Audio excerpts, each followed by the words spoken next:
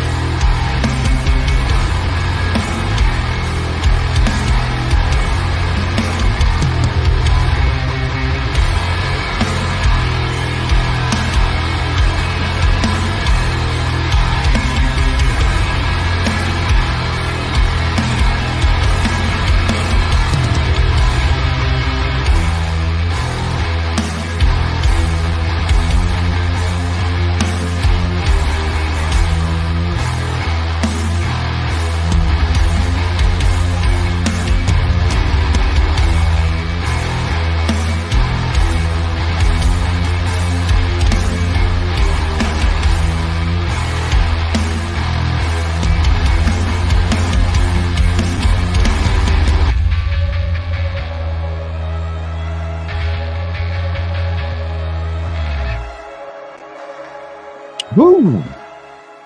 Good morning, everybody. Good morning, good morning, good morning. Thank you all for hopping in. Appreciate you. First, I want to say a special thank you because Venmos and Cash Apps do not come across the screen. I wanted to say shout out to Kelly B. Thank you so much for the $100 Venmo. I appreciate that so much. Thank you. I am the only source of income that is in this house, and it's what helps fund everything that you see today and everything that we're able to do. So I want to say thank you for that. I appreciate that. Like I said before, even just hanging out is support as well, and I appreciate that too. It means everything. Good morning, everybody. There is a KTV special that came out last night with the Idaho4, so we're going to be going into that. Presumption Podcast has a special guest, or had a special guest on, regarding the cell phone and the digital forensics when it comes to the Idaho4 Koberger case. So we're going to be checking that out as well.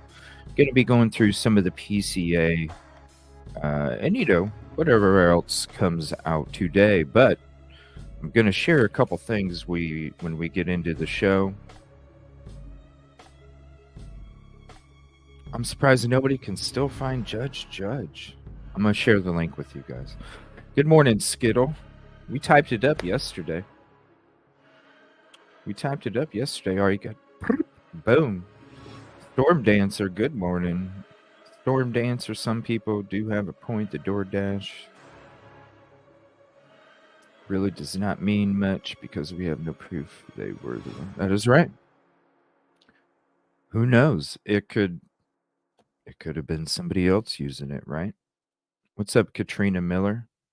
Just that it was active. Verbiage. Katrina, what's up? Skittles again. Carrie, good morning. Ooh, donuts and coffee. I just have coffee. Good morning, Sarah. Good morning.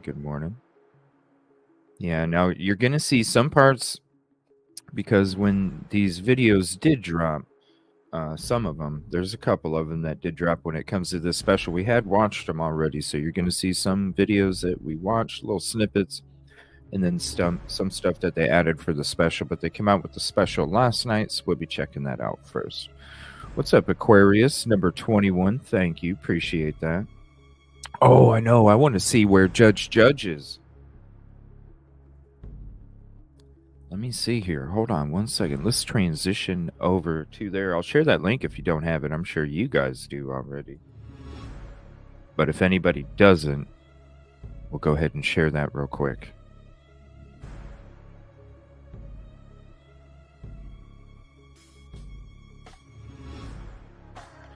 Judge. All right, here we go. Here's the link again. He is at, wow! Woo! Judge already has me beat. Almost. Shit. What am I at? 3. Let me see. He's close. Yeah, 3. I'm at, thank you, everybody, 3.92. Judge is at 3. Let me hit refresh on that. It's been a bit. 3.24. Look at that. It jumped up even more. Boom. I had ticket 348.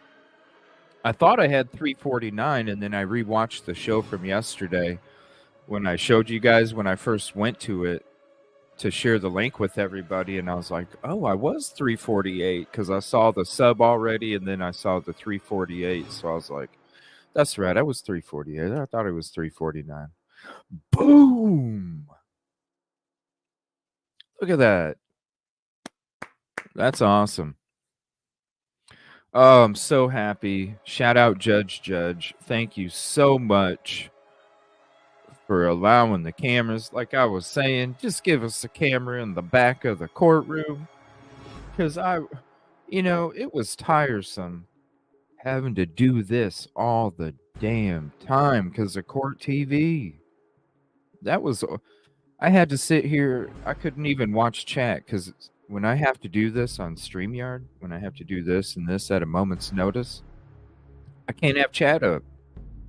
So literally, I'm sitting there every time we're on a court hearing. It's frustrating because court TV can't keep their shit in check, and I can't watch the chat while we're watching the court hearing because I got to worry about shit. I got to throw this up here again real quick.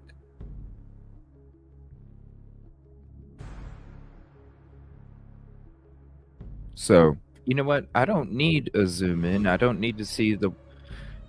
Did you... Like, when we were going through them court documents yesterday, wasn't that crazy, all the violations that court TV was doing? They were not only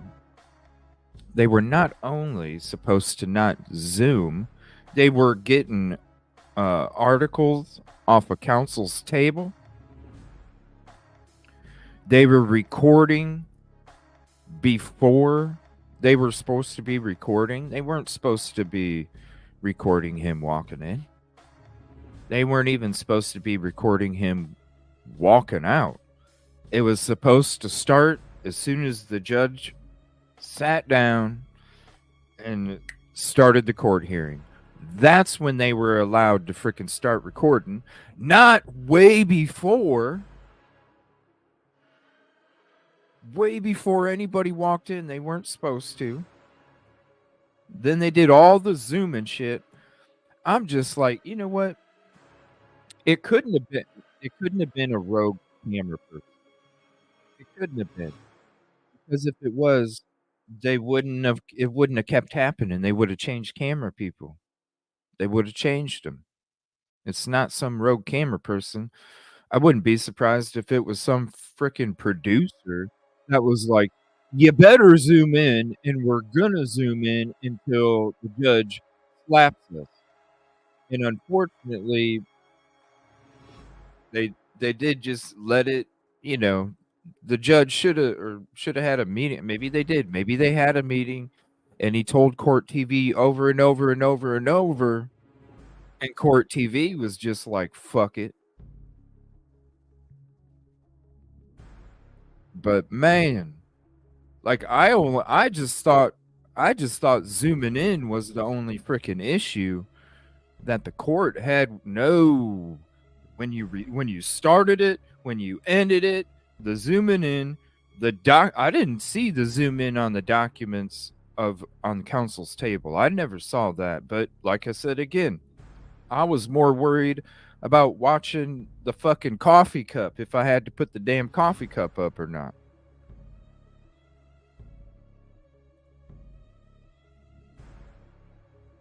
So thank you, Judge. Like I said, give us a fucking camera in the back. We don't need to see that shit. I don't even need to see the brutality of the injuries and all that. I don't need to know none of that. And I think about the families. Do they need? No. You think the families? No. We don't need to. We need to know who committed the crime. That's who we need to know what happened.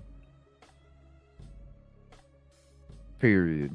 So shout out Judge. So glad to see he's jumped up.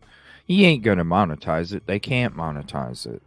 So anybody that wants to talk about how he's gonna do it for money, they can't. They're not allowed. It's not going to be monetized. It's strictly for the people. It's strictly for us people that feel like it's necessary, which it is.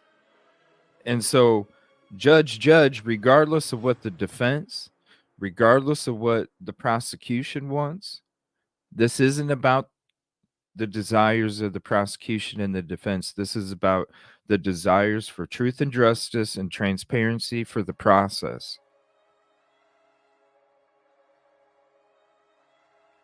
So if you haven't subbed to Judge, there's the link again. Please do. Yeah, they're very disrespectful the way that they were covering the case. I couldn't even watch chat. What's up? Once upon, I see that. Hope all's well with you too, man. So do you think old Judge? I think the judge watches us. If the judge don't watch us, then there's interns watching this. That's why I don't know. It's just my opinion though, because remember way back when they didn't want the cameras and the judge was like, you know what? I'm going to wait to make my decision. I'm going to go to social media. I'm going to see what social. I think from that point, that's when they started, number one, watching our shows. And number two, I think that's when they mainly watched us and how we covered the case. Not only how we covered the case, but also how we covered the court hearings. I think mainly to see how we covered the court hearings, to see how we felt about the court hearings, to see how we felt about what's happening, to see how we felt, really. And that's just my opinion.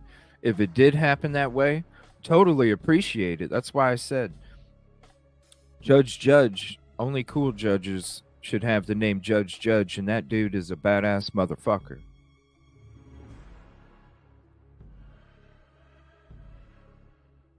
I mean, I get it, Katrina. There's a lot of people that want to know every detail, and I totally understand. Just from my own personal perspective, I don't, when it comes to the injuries, when the timeline, yeah, I want to see the damn timeline in trial.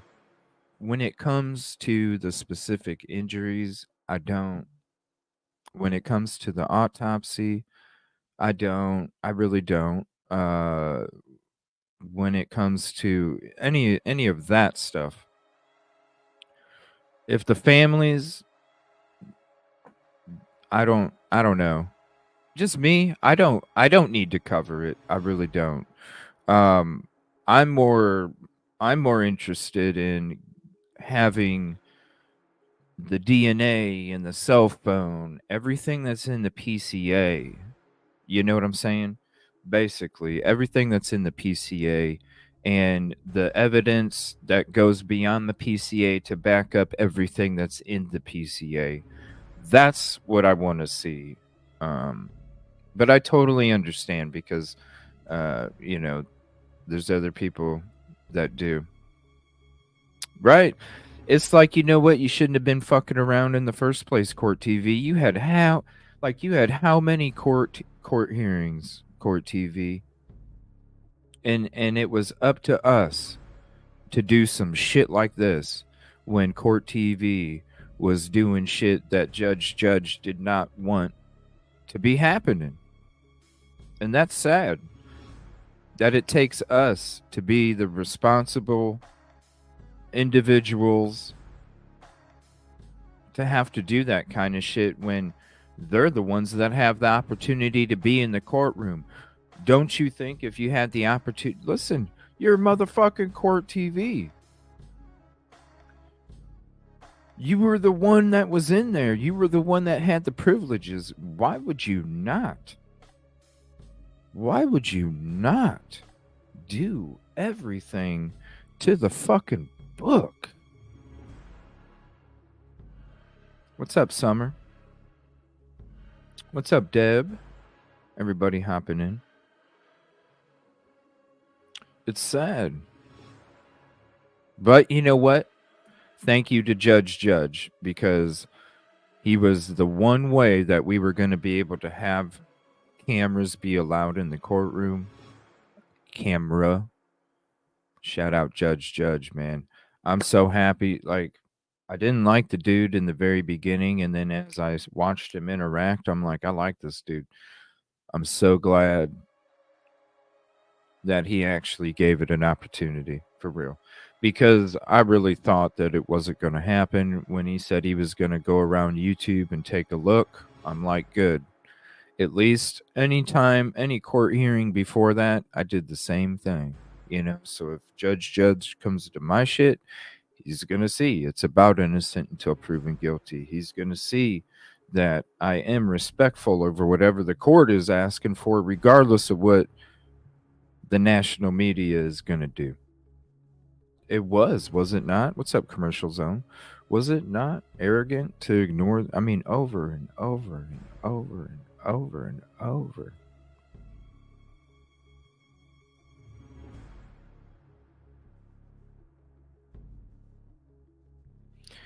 I don't understand it, man. I don't know why people are like saying it's. Listen, yeah, it was a loss for the defense. It was a loss for the prosecution, because really it was a loss for the defense because they have cameras. It was a loss for the defense. It was a loss for the prosecution. It was a loss for the mainstream media. It was a win for the people. So if anybody wants to say that it's a win for something, it's a win for the people. Because everybody else lost. Prosecution didn't want cameras. They lost. Defense didn't want cameras. They lost. Mainstream media wanted to keep doing the shit that they were doing. They lost. Who fucking won? We did. We get to have a camera and audio in the courtroom. It's beautiful. It was a great freaking day yesterday. Beautiful day yesterday. Have nothing but constant fucking praise. Judge. Like, who else should have the name fucking, like, who else should have the name Judge except Judge? I'll just call it right now. It's motherfucking destiny. You know, Judge. Fucking amazing. Fucking amazing. I'm so happy. For real. Let's hit refresh one more time. I'll put the link in chat if you haven't subbed. 3.26. 3.26.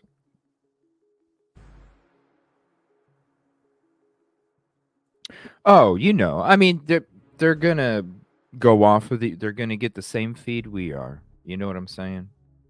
They're gonna get the same feed. So have fun, Vinny. You know what I'm saying? Maybe I need to go out and get like a pastel hoodie. Go get me a pastel hoodie. And Vinny can go reporting with his pastel tie, and I'll be reporting at the same time with my pastel hoodie. All right, so let's get into that special Court TV special. Also,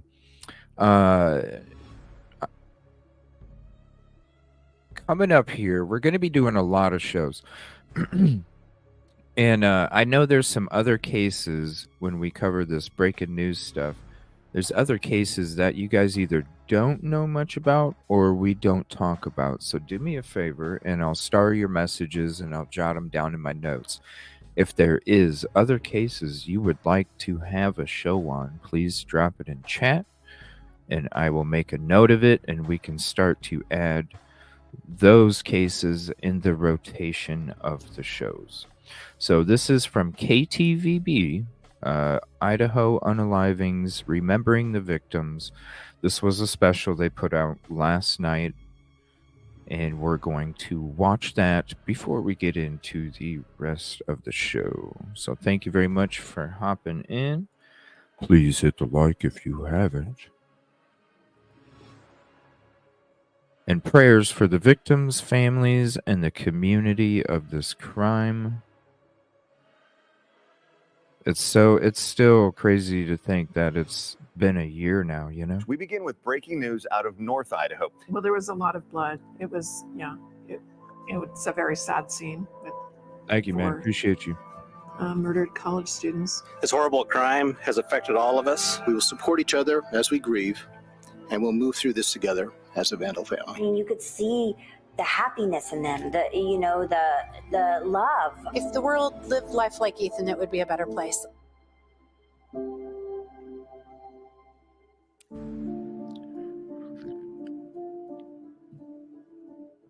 It has been a year since 4 University of Idaho students were murdered in an off-campus home in Moscow. The past 12 months have been full of legal twists and turns ever since. Prosecutors are now working to build their case against the man accused of the killings, Brian Kohberger. Our Morgan Romero takes a look back at what happened in November of 2022 and where things stand today. November 13th, 2022, a day that changed how people around the world talked about Moscow, Idaho.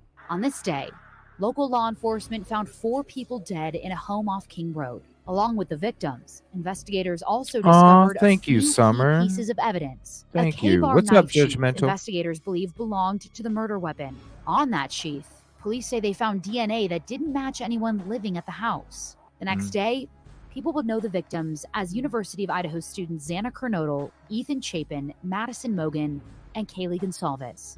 Police launched a homicide investigation, and days later, autopsies revealed the 4 victims were murdered. Within 10 days of the crimes, Moscow police held 3 press conferences to address the public, all without having a suspect in custody. We know you have questions, and so do we.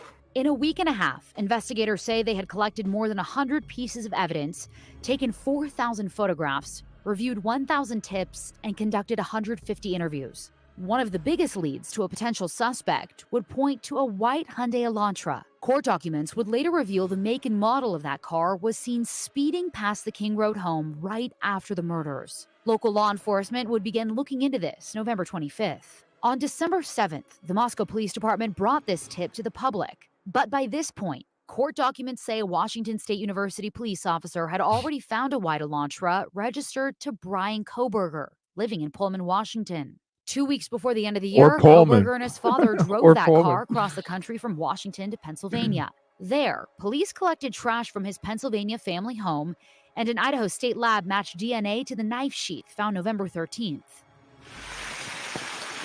47 days after the students' bodies were discovered, an arrest is made.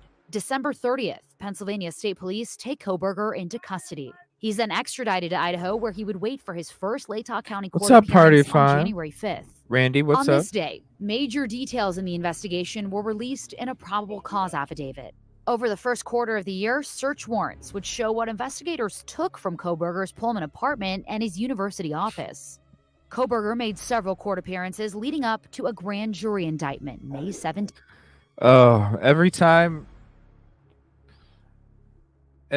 I see the word sunroof now, everybody, it's been a while since we talked about it.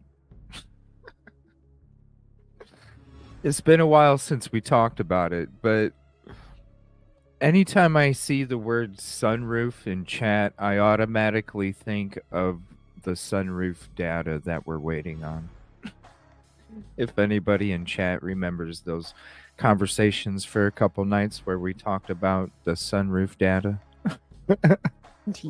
Less That's than a all I week think later, about the every time I suspect's see arraignment, sunroof A now. trial date was set for October 2nd. The sunroof This date data. would eventually Yeah. be thrown out, with both the state and defense advocating for more time to prepare for the trial. That brings us to this week, 1 year later, where we're all in waiting. Between a suspect waiting to know his fate while in the Latah County Jail and the world waiting to know who is responsible for the deaths of 4 young people and whether they'll be brought to justice. And we know 4 lives were lost that horrible November night. 4 beautiful college students taken at the prime of their young lives. Morgan Romero joins us once again to tell us who these victims were. Ethan Chapin, a triplet from Conway, Washington, had just turned 20 years old the month before he was killed. His brother and sister were and continue to be students at the University of Idaho as well. Ethan was a member of the Sigma Chi fraternity. At the time of his death, he was dating Xana Kernodle. 20-year-old Xana was originally from Arizona, but later moved to Post Falls. She went to Post Falls High School, where she was active in volleyball, track, and soccer. She was a junior majoring in marketing at the College of Business and Economics and was also a member of the Pi Beta Phi sorority. According to her family, she loved her dog, electronic dance music, and going on family trips with her dad and sister. Kaylee Gonsalves from Rathdrum, Idaho, was 21 years old and one of 5 kids. She's been described by her parents as the ultimate middle child. She was majoring in general studies and a member of the Alpha Phi sorority. She was set to graduate a few weeks before her death. Her sister said Kaylee was constantly chasing adventure and was going to move to Texas to live with her sister, where she had a job with an IT firm lined up in Austin. Kaylee's best friend was 21-year-old Madison Mogan, who went by Maddie. Some described them as close as sisters. Maddie was a senior, a marketing major, and a member of the Pi Beta Phi sorority. She loved the color pink and planned to move to Boise after she graduated to be closer to her boyfriend. Her father described her as the light of his life. Moscow, Idaho, what was once a safe college community, spiraled into chaos when those murders happened. It was just a shocking crime for us all. And a year later, we wanted to know how the University of Idaho is working on the continued healing of vandal students and staff. So we went to Moscow to find out. We're back with breaking news about a murder mystery involving those 4 Idaho college students. We know you have questions, and so do we. The university's dean of students responding to those ongoing fears. It's scary what's happened. Take me back and tell me what you went through in those first days. Those first days are really a blur. We were... Oh, this is where I started getting upset. Because he started talking about the rock garden. And then we started hearing that they're using taxable and non-taxable bonds to fund the frickin' garden and donations that's going on the university's property. You like the... responding. We were all devastated. We were all in shock. Blaine Eccles is the dean of students at the University of Idaho. He still can't believe what happened a year ago. 4 students brutally murdered in a home just off campus. Ethan Chapin. You know, the community goes through this frickin'... The community goes through this experience. And then you want the community to donate to have this memorial rock garden on your property when you make all that money.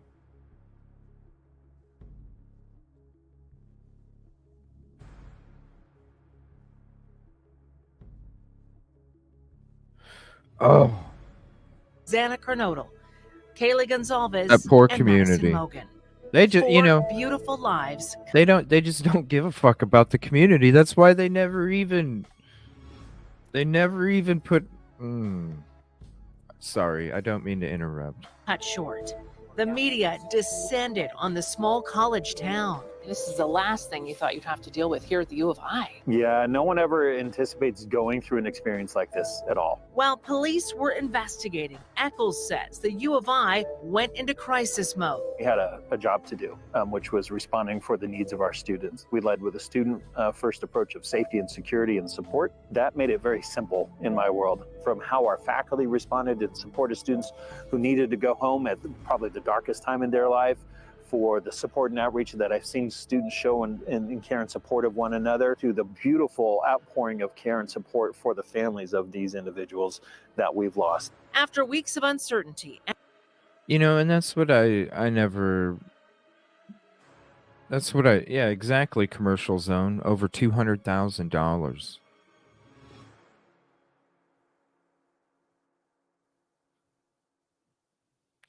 Over $200,000 from this community and beyond, obviously. That's not even the gist of it, everybody. If you just go do a little bit of searching on Twitter, just go to Twitter.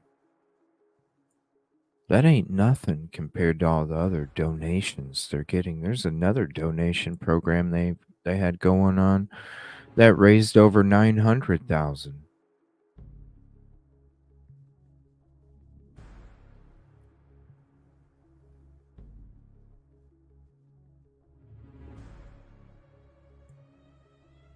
What's up, Megan?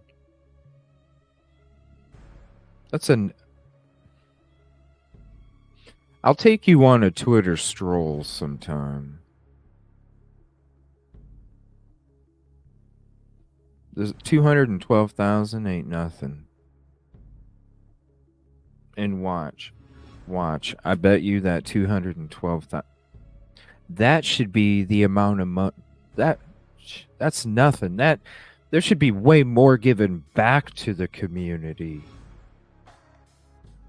not taken from. It's ridiculous. It seems all fancy. It seems all fancy on TV.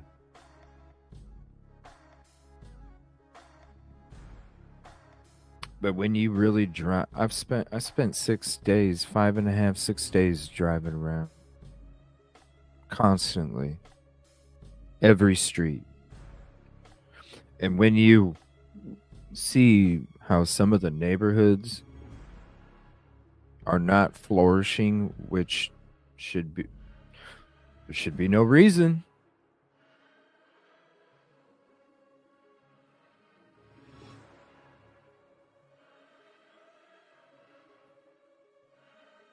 And you're having to, whatever other programs you want to run and ask for donations, whatever.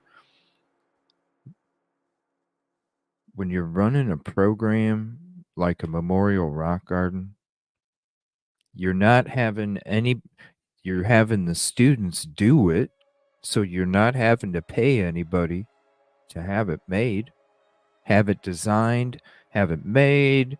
You're not paying anybody for that.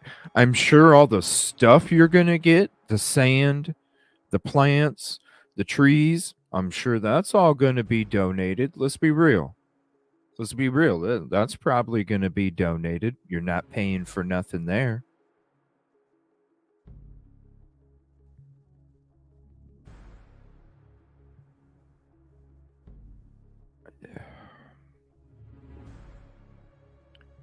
It's messed up.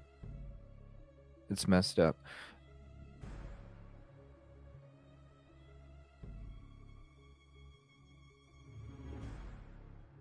I can't believe they're asking for money for that rock garden that's going to be on their property.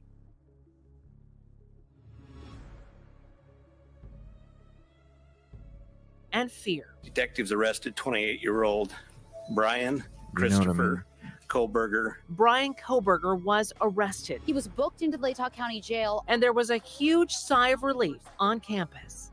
A year later, life goes on. and the focus is now on healing.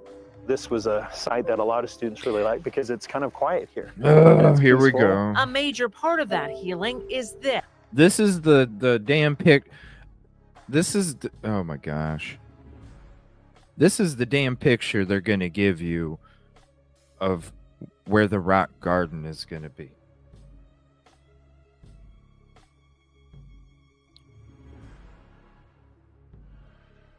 That's as far as you made it. Yes, open space. That's on as far as I you knew made that it. we'd have to create some sort of memorial to remember these 4 bright souls that we lost. And so we started and created a Vandal Healing Garden and Memorial. It's a quiet, secluded place nestled up against the trees. A bunch of fuzzy pictures just to give you some idea of, oh, here's a tree. Oh, here's a rock with some sand. But really, when it comes down to it, this is the picture that you get. A bunch of fuzz. Now on healing. This was a site that a lot of students really like because it's kind of quiet here. This is what you get. This is what you get. What's up, Kelly? Thank you for hopping in. He can't. No, judgmentally, he can't do that. He can't monetize his YouTube. He is fake as shit, Kelly. That's what it's got me so mad. They're oh my god. When you make that much money, it's one donations. Like, donations are appreciated, but damn, when you're making that much fucking money, you get to a position which then you switch to donating instead of getting donations. You know what I'm saying? There's a point where you fucking switch.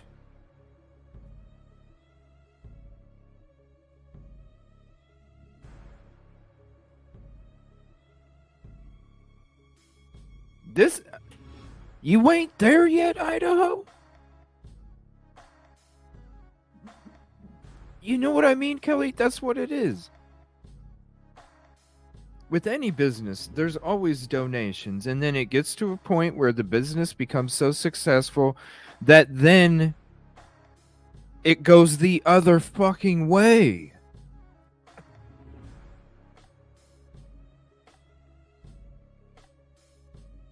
Community. What's up, Bama?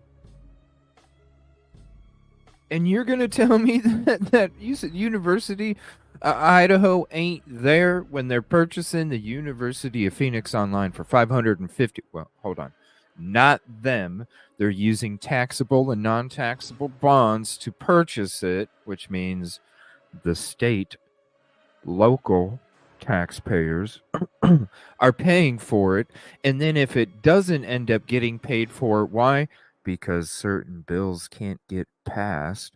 Well, then all of a sudden the university says, well, as a default measure, we will pay $10 million a year to cover. $10 million a year.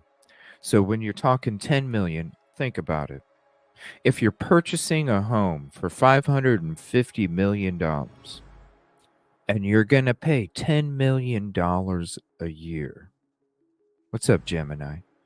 You're going to pay $10 million a year. You're buying a house for $550 million. Do you think that it's going to continue to be $10 million a year? Or do you think it's really going to end up being $550 million if you keep paying $10 million a year?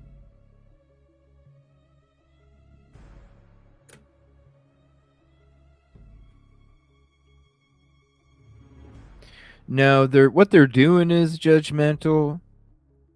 Is if you look at, you have to know this, judgmental. You got to know the background of the university. When you look at all the funding that they get,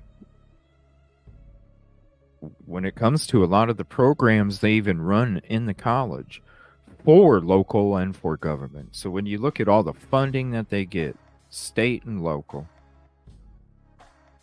just for having their students perform these programs that that the college is getting funded for. That's just one gravy train. I'm not talking about a whole bunch of other ones.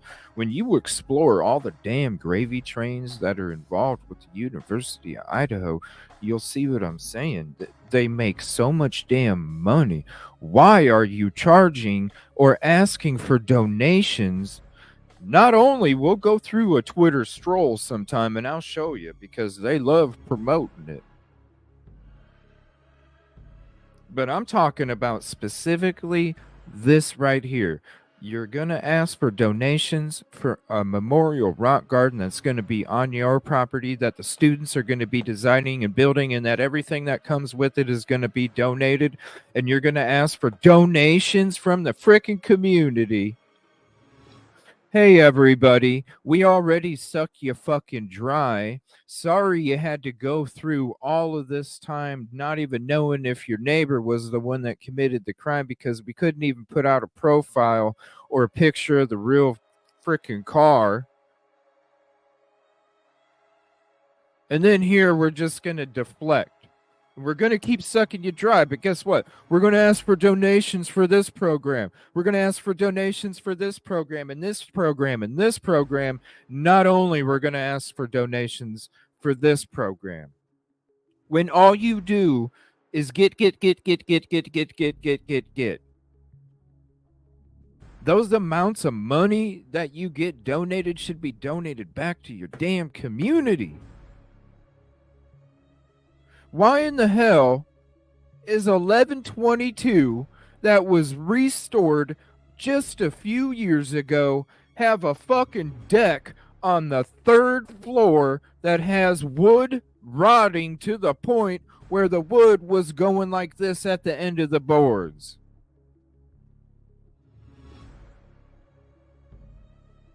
Because if the community was flourishing, I wouldn't have drove up there and seen the fucking boards doing this. That thing was restored just a few years ago. If that community was flourishing, the moment them boards started to go like this, they would have been fucking replaced. If the community was flourishing, think about it. That's how you know.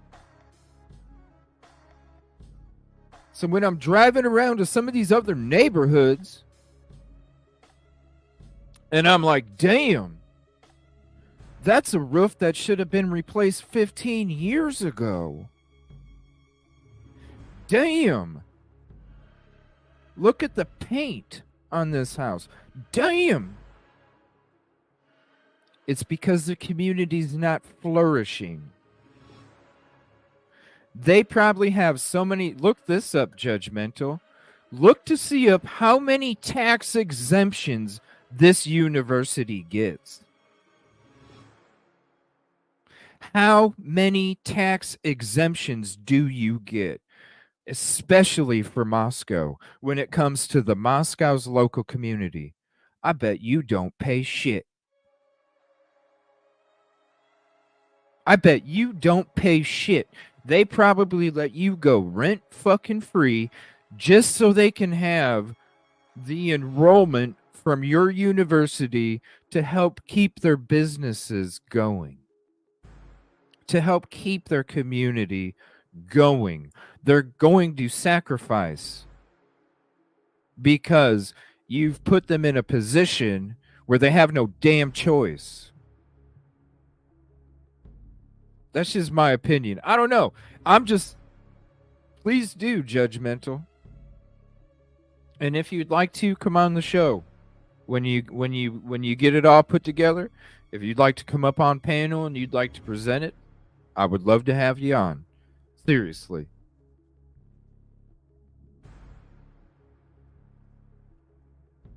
The deck was falling apart, Bama. When I fucking pulled up there in the first time in the daytime, and because listen, I used to do roofing, I used to do construction, I know all that shit. As soon as I pull up and I see it, and I'm like,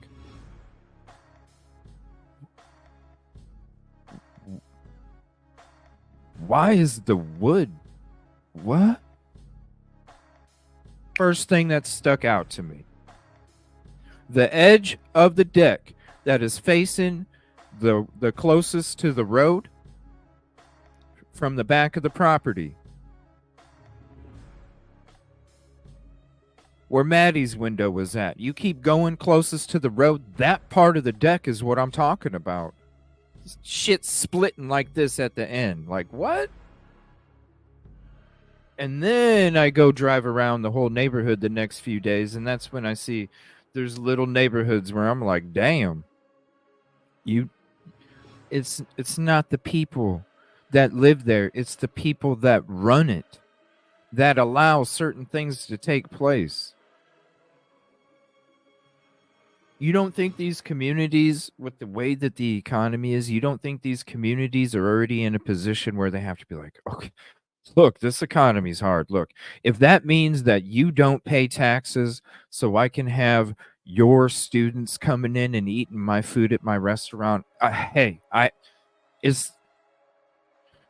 when the university makes that much damn money, that should not be happening.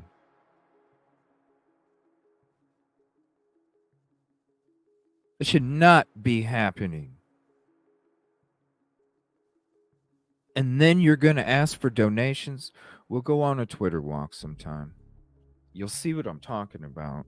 It's just, and it's peaceful. Let me know. A major Let me know, part of that Judgmental. healing is this open space on campus. I knew that we'd have to create some sort of memorial to remember these 4 bright souls that we lost. And so we started and created a Vandal Healing Garden and Memorial.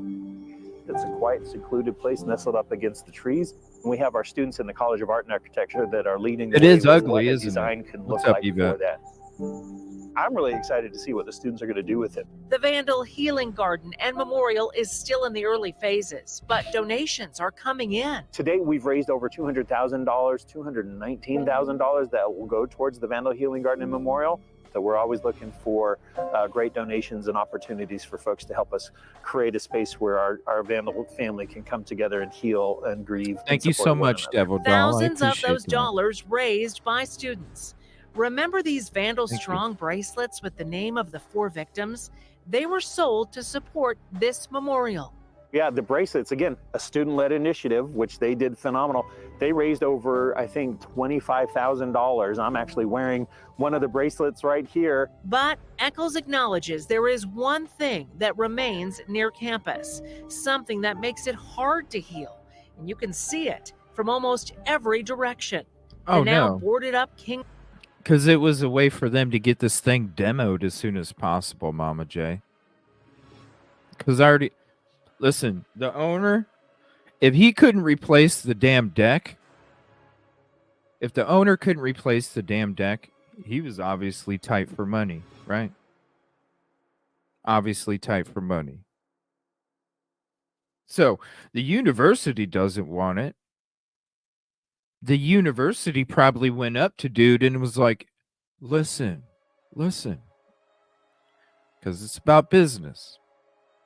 University probably goes up to him and says, listen, it's going to cost you 6 figures to tear this house down. Clean up, tear down. We'll just say 6 figures. It's going to cost you 6 figures to tear this house down. Let us be the good guy. Let us be the good guy. Why don't you donate it to us? Then it's a tax write-off for you. Not only it's a tax write-off for you, but people don't have to get mad at you when everybody wants this demolished, right? Because let's be honest, landlord, owner guy, we all want this demolished, right? This is horrible for the community. We want this demolished ASAP. This is a horrible reminder. Right, landlord owner? So just donate it to us. It'll be a tax write-off for you. Okay? Money, money, money. We will look like the bad guys when we want to tear it down. Problem solved. So just go ahead and donate it to us. Everybody wins, landlord owner. Yeah, that sounds like a good idea. I don't have to pay 6 figures out of my own pocket. I can just donate it to you. I do run a business because I own multiple properties on this block especially. So you know what? I am going to use it as a tax write-off. Here you go. It wasn't odd. What is odd, Mama J? This is what's odd.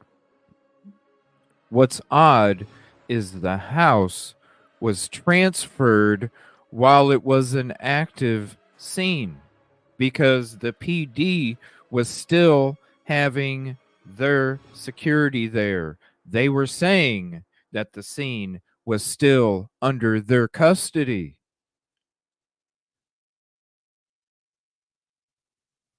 Can you transfer a house and the ownership of a house while you still have police tape up around the house? I'm just asking. That's what doesn't make sense to me. And there's police tape up there. There's do not cross. There is security. There is a fence. No trespassing. All sorts. I mean, there is from one tree to one tree that has nothing. And I didn't know. Does that mean that I can walk through that spot? I didn't know. I didn't want to take a chance. So I just left it alone.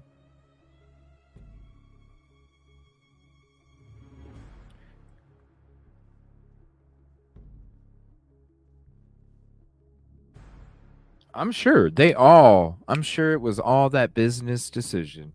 Like all of those houses. Sorry, I misread your question, Mama J. Let me see here. 1 second. Let me go back up to it. I just noticed it when I took it down. About the houses sold and transferred the same day around them. The next two. Well, it's something that I'm sure you guys explored it too way back when in the spring about all the property and who owns the property over there. It's pretty much one person.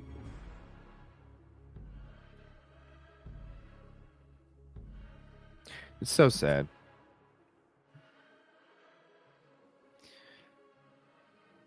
That's why I'm, the whole time I thought that Fry was doing a fumbaloo with the community had nothing to worry about.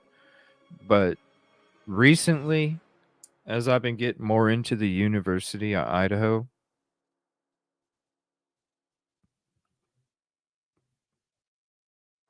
I feel like they're the ones that pressured Fry to say that.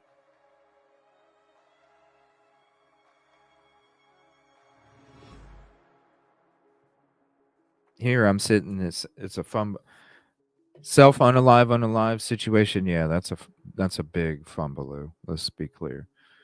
But when it comes to the community not having anything to worry about, I thought that was a fumbaloo as well. But I'm not. I haven't recently. As I'm getting more into the university.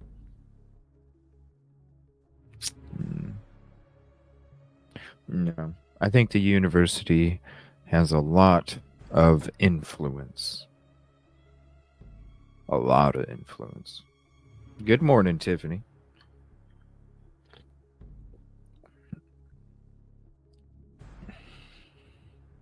You know what I'm saying?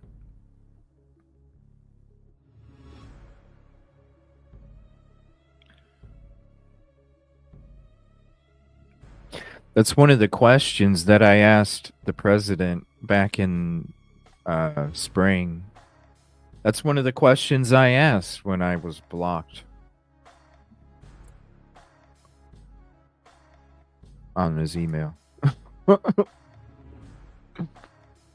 Because there was one exchange before that.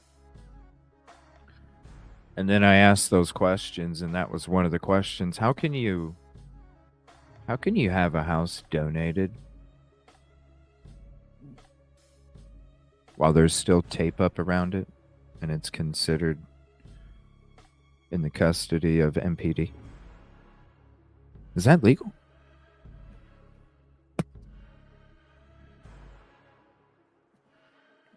He said, "You can't see me." I was like, what's wrong with that question? Oh, Kib Kitty, thank you so much. Ooh, look, Detective Golden. Those frats answer, yeah. Why do you think they were quiet? Judgmental. Nice, Miss Smith. What's up, Patricia?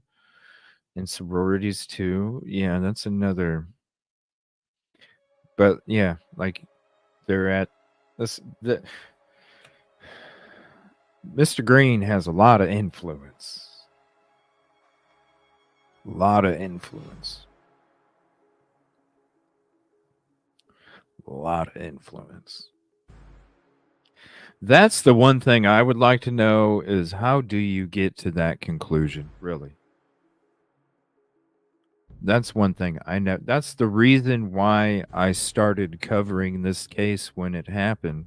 It was because we were talking about other shit. It wasn't even really true crime. It was a lot of just world events. It wasn't even really true crime that much. And this thing happened. I saw the unalive, self-unalive, and the community had nothing to worry about, and I was like, what the fuck? And this is the, and I said, this is the injuries, this is what took place, and this is what they believe was used, and that's who in the hell comes to a conclusion that it was a unalive, self-unalive. I was like, we got to talk about this, everybody. It made no sense. And then here we are, a year later. Thank you so much. It is that little after that year mark.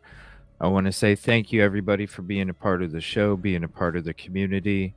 We are just a few days over a year old for the show, so thank you so much. It's the Evil CJ show's birthday, and I just want to say thank you so much. I gave myself a goal of 1K, and we've blown by that after a year, and I just can't wait to see what the next year is going to bring and where we'll be then. So thank you so much for being here with me as we continue to grow into the future. And I just want to say thank you. It's a beautiful thing. It means a lot. Just chiming in. It's a rainy day. I know. It was a rainy night here, too. It's a rainy day here, too. How do you get over that power? What, Mr. Green? You don't. You don't. Yeah, they have their own hierarchy. Look, when we win the new members, you can definitely go check out some of the Sigma Chi shows that we've done for members only. Definitely go check out the one we drove around in Coeur d'Alene, Idaho as well. Beautiful. Beautiful shot at the end for members. But the titles alone, forget all the other stuff. The titles of the hierarchy alone is just like, yeah. There's a reason that things went down the way that they went down. Thank you so much, Brandywine. I appreciate you. And thank you to all the mods, too. You beautiful diamonds. Yeah, about the court. We'll be doing the body cam stuff coming up this week. We'll be having a show where we talk about the body cam stuff. What's up, Megan Z? Kathy, raining here in South Carolina. I know, I heard you guys are getting some storms here or something. Maybe possible tornadoes today, maybe? Be safe, please. Thank you, Party at 5. Appreciate that. Is maybe the sheath. Who really knows, though? You know, man, I would love to be at that water cooler. Thank you, Judge. Again, if you haven't been able to find Judge's YouTube, here is the link again. I'm just going to share it like crazy. I've been sharing it like crazy.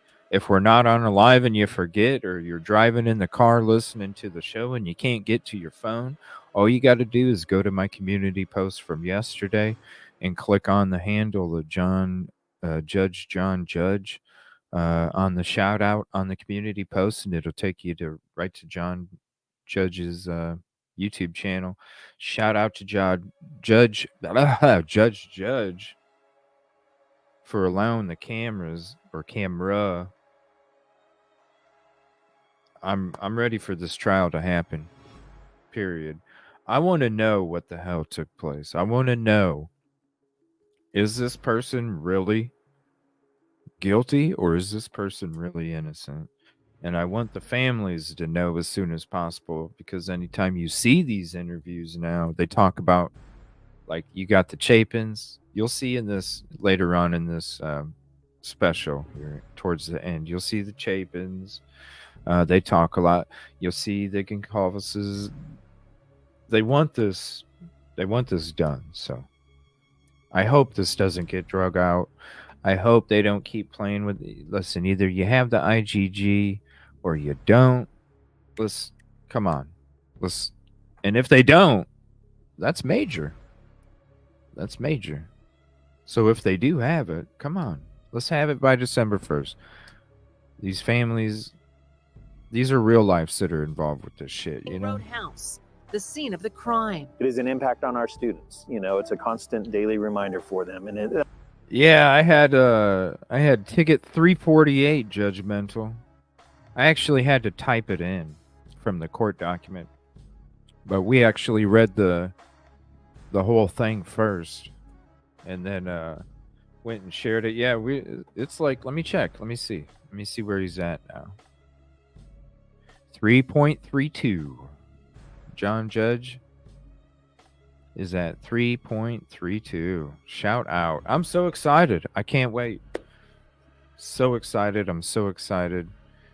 Thankfully, we will have a camera in the courtroom. We won. They didn't win. We won. Shout out Judge. Families want it left alone until The the people trial won. is over.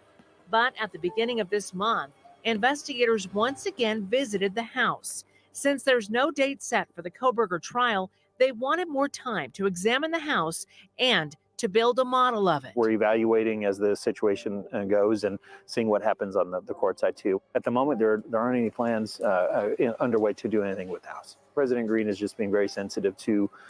And he ain't telling you, man. Do you think you're in the frickin' boardroom where he's making that decision?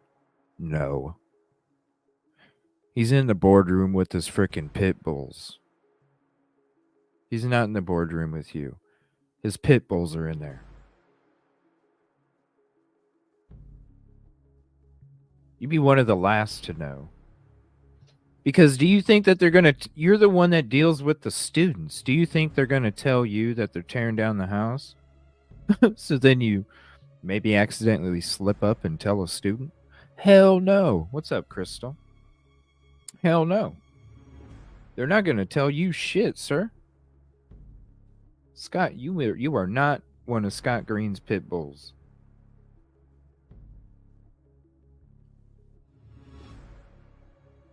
And when they continually come out and say, we're going to demolish it, and then there's backlash. We're going to demolish it, and then there's backlash.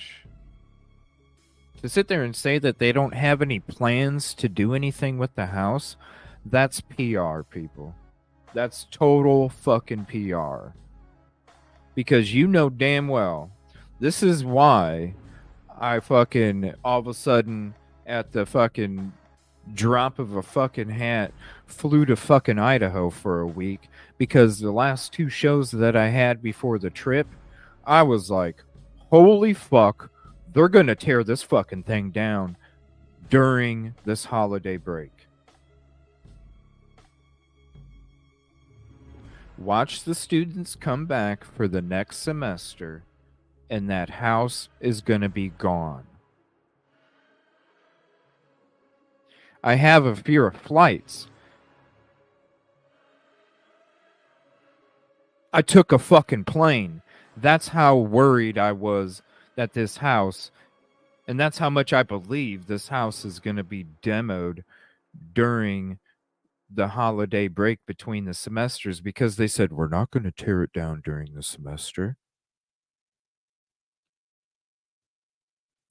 All of a sudden, the agencies are coming in, rushing in real quick, hurrying up, doing work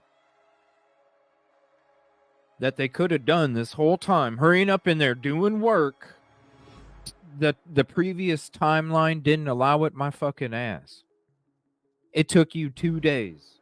And you're telling me the previous timeline wouldn't allowed you to take 2 days in frickin' May or June or July when no student was around that had to see FBI all over the house, or Idaho security, or MPD? You didn't do it in the middle of the summer? No, because certain things are happening in the court hearings. Shit's going, oh fuck. Hurry up, get back in there, because we need to hurry up and get back in there, get everything we can, because we need to tear this fucking thing down, because this shit is getting hairy now. The court hearings weren't happening.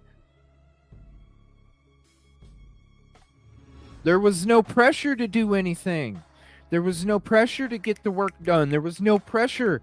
Okay, community, we won't tear it down. I feel like that wasn't them really being honest about tearing it down. That was them getting you prepared. So that way, when you came back and it was tore down, you were already prepared a couple times, because you were like, oh shit, they already threatened it a couple times. They already threatened it a couple times. So we were pretty much prepared. So it's not going to be that much of a shock. Shit's getting hairy in the court hearings. Shit's being asked for, where the judge is like, you need to supply it. You're going to tell me that that property is not going to be torn down during the holiday break? Not during a semester. That's 100% correct, university. It won't be during this semester, and it won't be during this Thanksgiving break. But is there a semester during Christmas? Is there a semester when you got the tip for BK? Is there a semester when BK was arrested?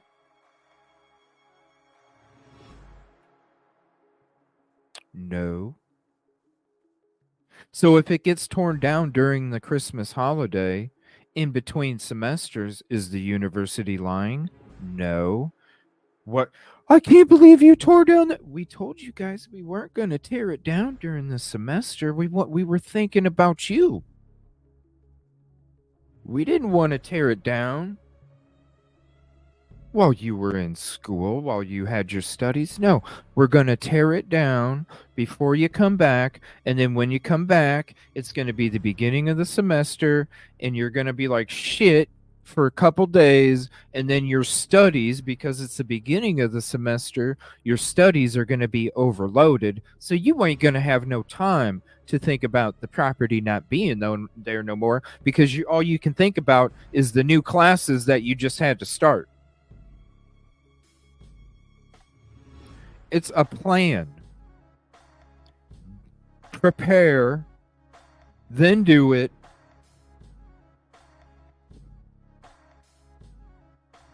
And then they're cool. Good morning, MK. What's up, Willie?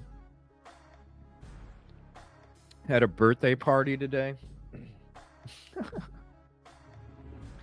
I mean, there's already a happy birthday. Who knows? Who knows? I don't know. I'm not at the water cooler. This dude could be guilty as fucking shit.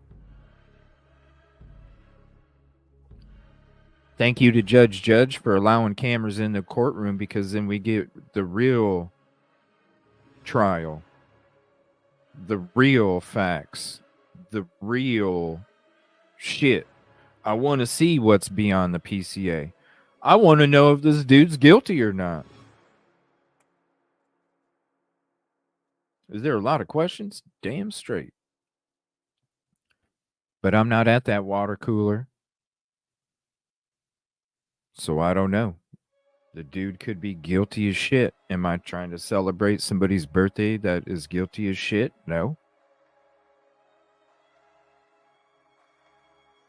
Dude, he could be guilty as shit.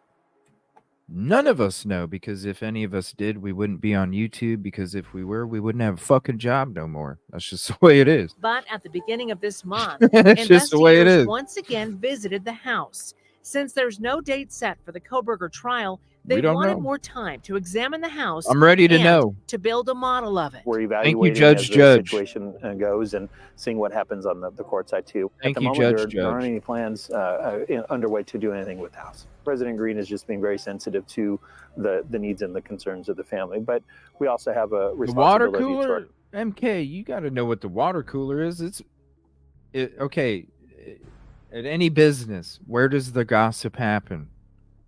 At the water cooler.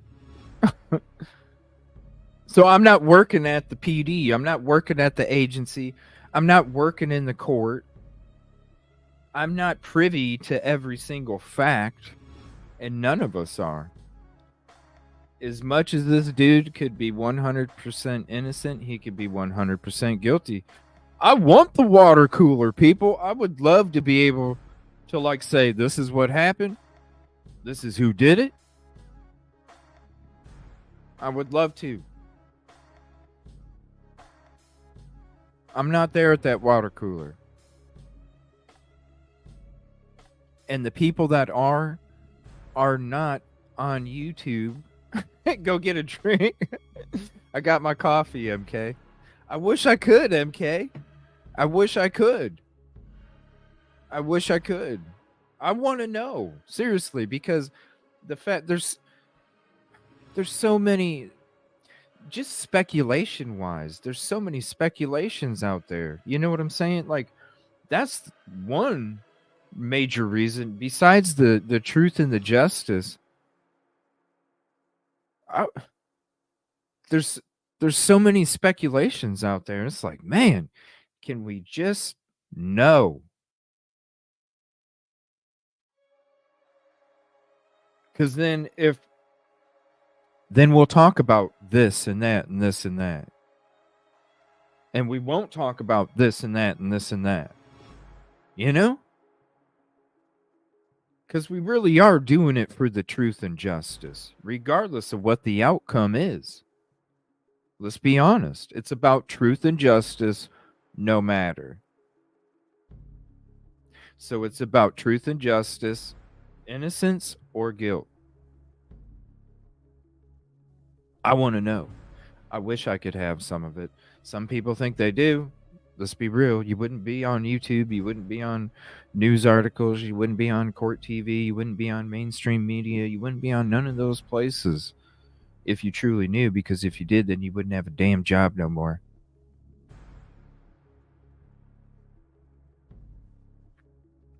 Thank you, Judge, for allowing this trial to be on camera. It just needs to happen. No delays, prosecution. You either got it or you don't. Our community too. On the year anniversary, there will be a special student-led vigil at the U of I to remember We these don't get into beloved that stuff, vandals MK. taken from this community. Only students are going to be speaking at this vigil. It'll be at 6 o'clock on Monday, the 13th of November, and it's going to be open for anyone to join and participate. A vigil to keep healing and keep moving forward one day at a time. A year later, Eccles says being a vandal means even more to him now. The one thing I think it's really done is solidify what it means to be a member of the Vandal family. We are there for one another. We care for one another. We support one another. That's a joke. Vandal strong. When this is all said and done, you remember these 4 kids. That's the end goal that we're all working towards. Coming up, we sit down with the parents of Oh, think about it. They better have a lot more than the PCA.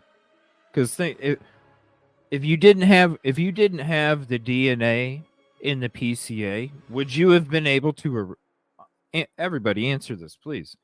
If they didn't have the DNA in the PCA, would they have been able to get an arrest? I'm just saying. And when you look at how sketchy the DNA is, hello, there's so much reasonable doubt all over the frickin' place.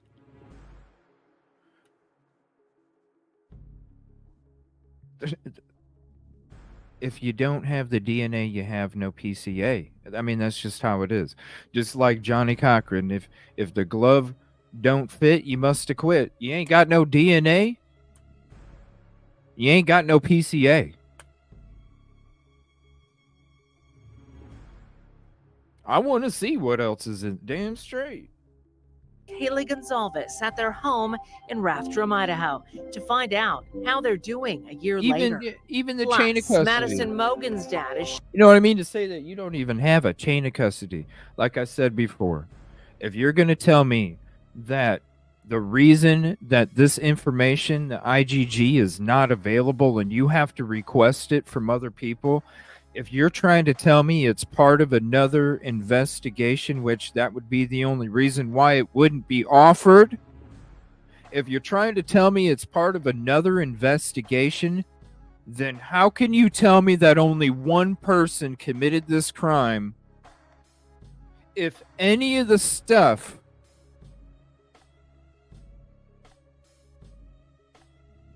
of the DNA and how you got to it is involved in another investigation? How in the hell? Makes no sense. It's not involved in another investigation. If it is, then why have you only been going after one person?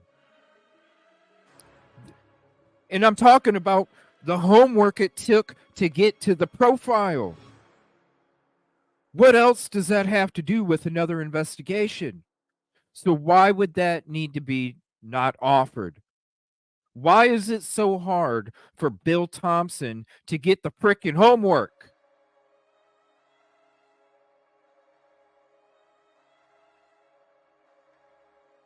It's not part of another investigation. What the hell is the problem? 2 months ago, Judge was asking for this information. Mr. Thompson, you said, I'll reach out to the private lab and I'll see what I can do about getting information. And then the last damn court hearing, well, I'm going to reach out to those and I'm going to let them know how urgent time is. And, you know, so you're telling me for 2 months you couldn't have got nothing from Orthram ISP? Because when Orthram was stopped in the middle, they not only sent their documentation to the FBI, but they also sent it to the ISP.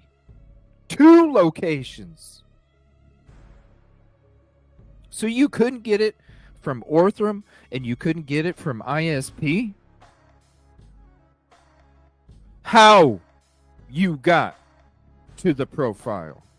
What does that have to do with another crime? What does that have to do with somebody else? What does that have to do with anything where it wouldn't be able to be obtained? It makes no damn sense. Where's it at? And if you don't have that, then do you have the PCA? Fuck no, you don't. Give me a break. Sharing her memory. Let me see the rest of this legacy lives through a day of kindness.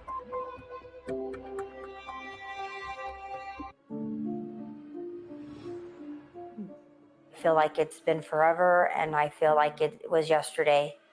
So much of it has just been a blur.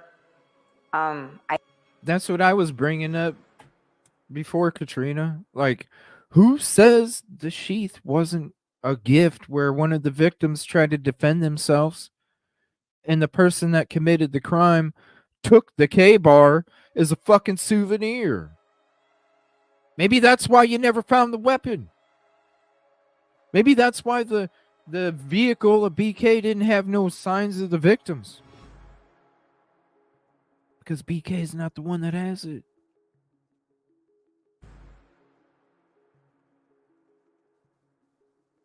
To say that sheath means that person committed the crime is ridiculous. It's ridiculous. I can't wait for this trial. Shout out Judge again. I cannot wait for this trial so I can sit back and report every single day to you guys, and we will sit there and watch this court hearing every single freaking day, and we get to see the experts discuss this cell phone data. We get to see the experts review and go over this surveillance. We get to see all this.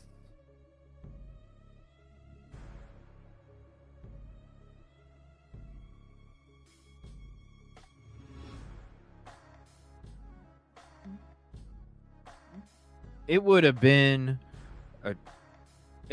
horrible if Judge wouldn't have did what he did. Him allowing the people to be able to see the fucking real facts when it comes to this case. Judge may not understand it, but Judge is going to go down in history.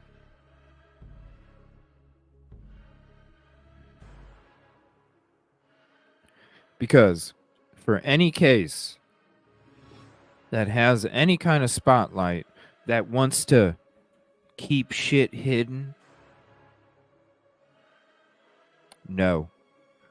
You're going to do what Judge John Judge does. I'm controlling the camera, and it's going to be on my terms. Bravo. I don't need to see what BK looks like when he's coming in the courtroom. I don't need to see BK's hand sitting on his fucking lap. I don't need to see documents on a counsel's table. I don't need to see somebody's nostril hairs. I don't need to see jaw clenches. I don't need to see none of it. What I do want to see is the facts. What I do want to hear is the facts. That's all I care about. I don't want an innocent man being convicted, and I don't want a guilty person being set free. This is important. Judge realizes that. Shout out Judge. Again, I'm going to keep promoting the hell out of this link. We have been. Please, if you're not subbed to Judge, please go sub to Judge.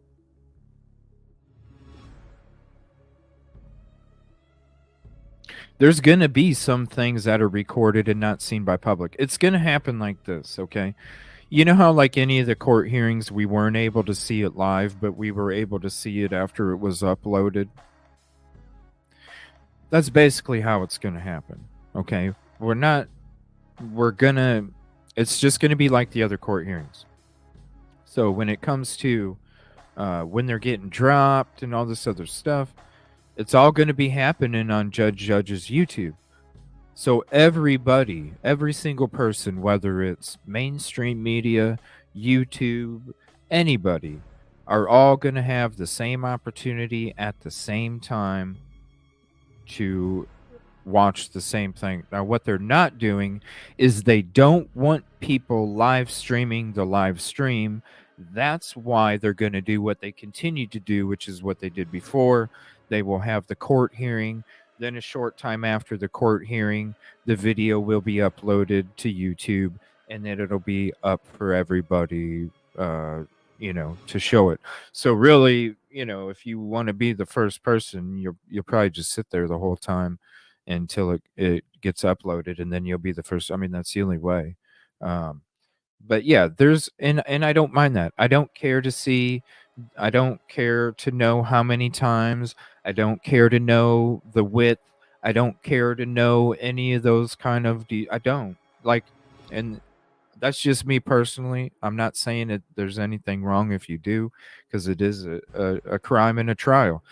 But just me personally, so if that is something that's recorded and not seen by public, all the better, because I think it would be horrible to be a family member and have that be a constant conversation over social media, and then you're not only reliving the crime, but then you're almost reliving what happened even in more detail to your family member.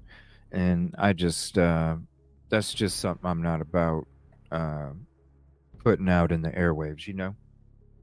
I don't want a family member to come to my channel and think that I'm not having justice on my mind, or that I'm not having their ultimate respect, number one. And so I don't know. I just wouldn't want. I think that wouldn't be good for the family to hear. So wind gust up to 50. Whoa, what's up, 49er girl? What's up, Deb Ray? What's up, Tanya? Gemini 65. Right. 67. Damn, it's warm for you guys. I'm chilly. It's rainy and chilly. I mean, I definitely have always felt, Danny, that the crime took place, the different floors took place at different times. That's just my opinion. I mean, what's up? What's up? Thank you for hopping in. Appreciate you. Yeah, thank you, Brandywine. Thank you.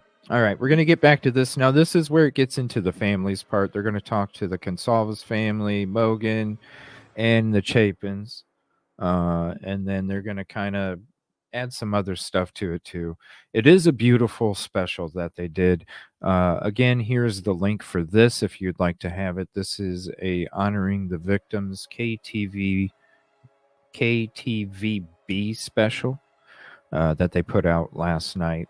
And then we got the Presumption podcast, and we're gonna be listening to a conversation about cell phone and digital forensic data. So that's next coming up. When this is all said and done, if you remember these 4 kids, that's the end goal that we're all working towards. Coming up, we sit down with the parents of Kaylee Gonsalves at their home in Rathdrum, Idaho, to find out how they're doing a year later. Plus, Madison Mogan's dad is sharing her memory and making sure her legacy lives through a day of kindness.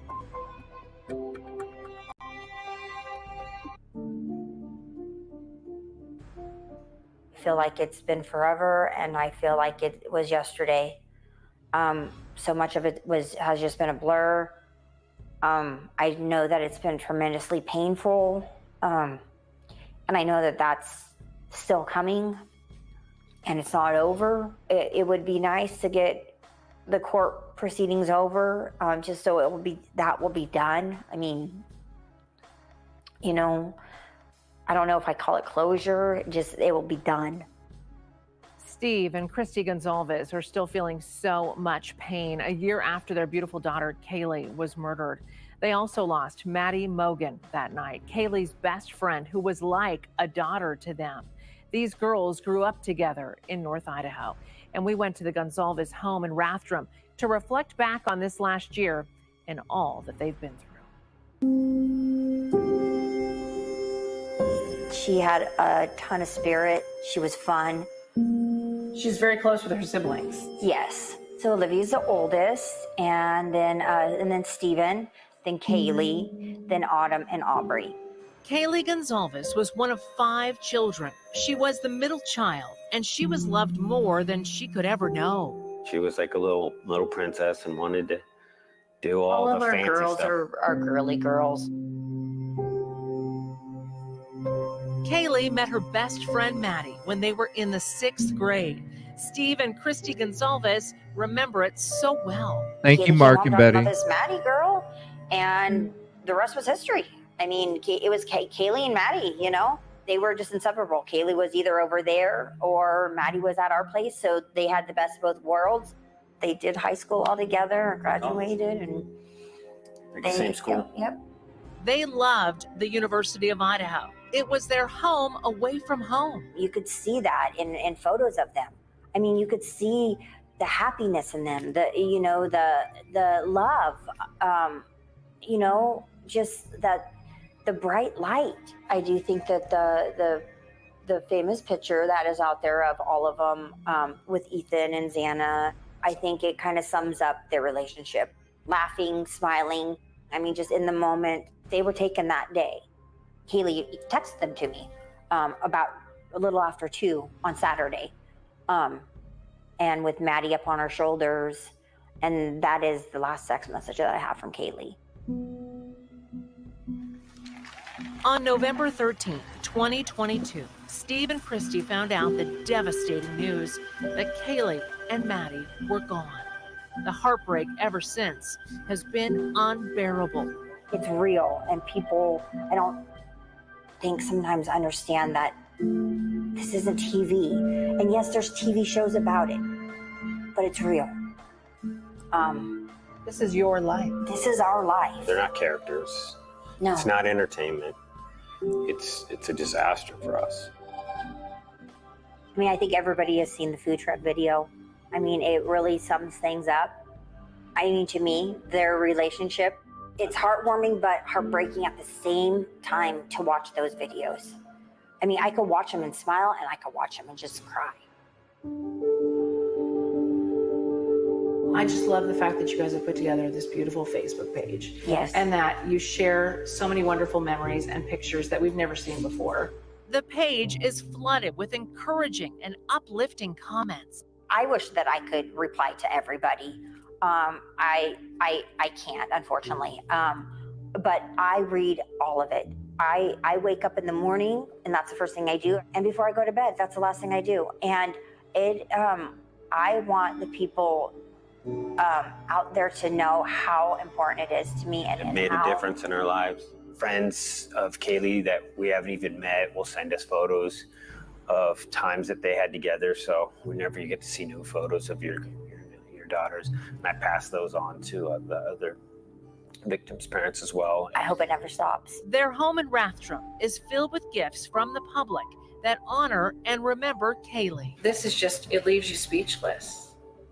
It really does. It's comforting for me because that's kind of how you envision it, and how you hope that it is. It's just so real.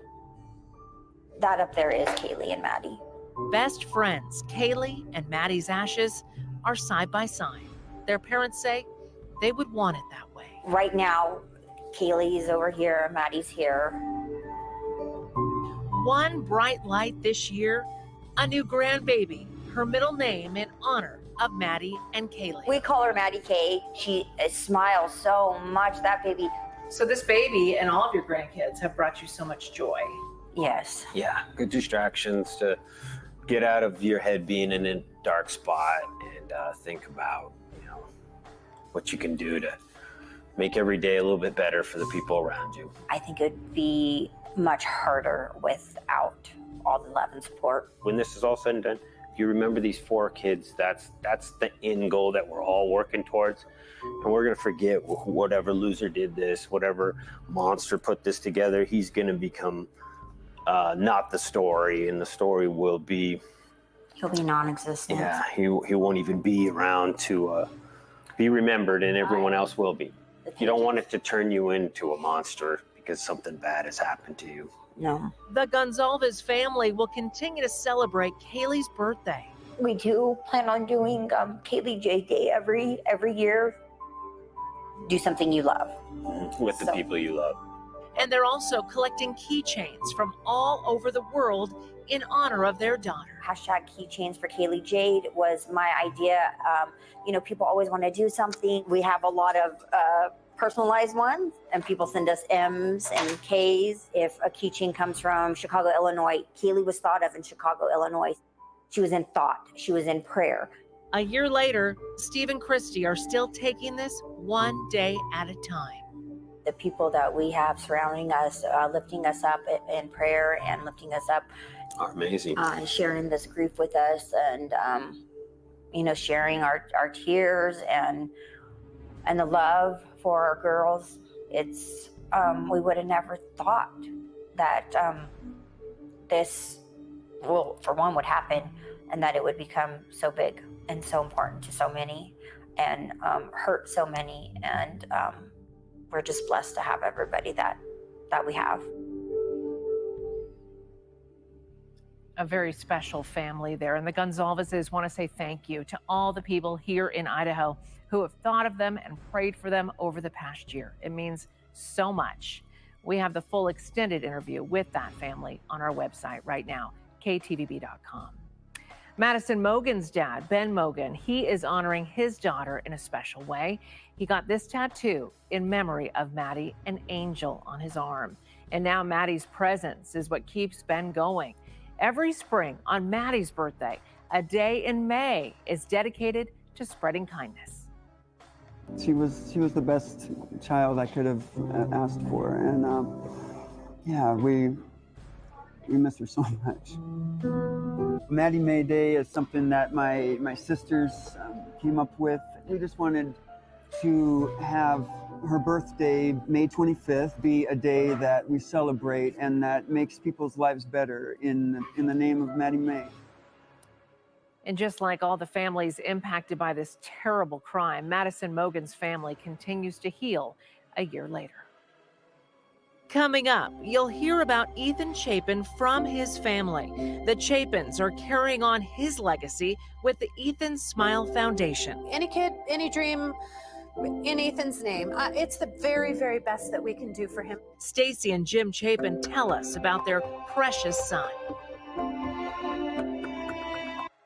And literally a year ago, Parents Weekend, we were celebrating these amazing kids that we'd raised. We were like, okay, maybe we get to step back and take a deep breath and say they're going to be okay.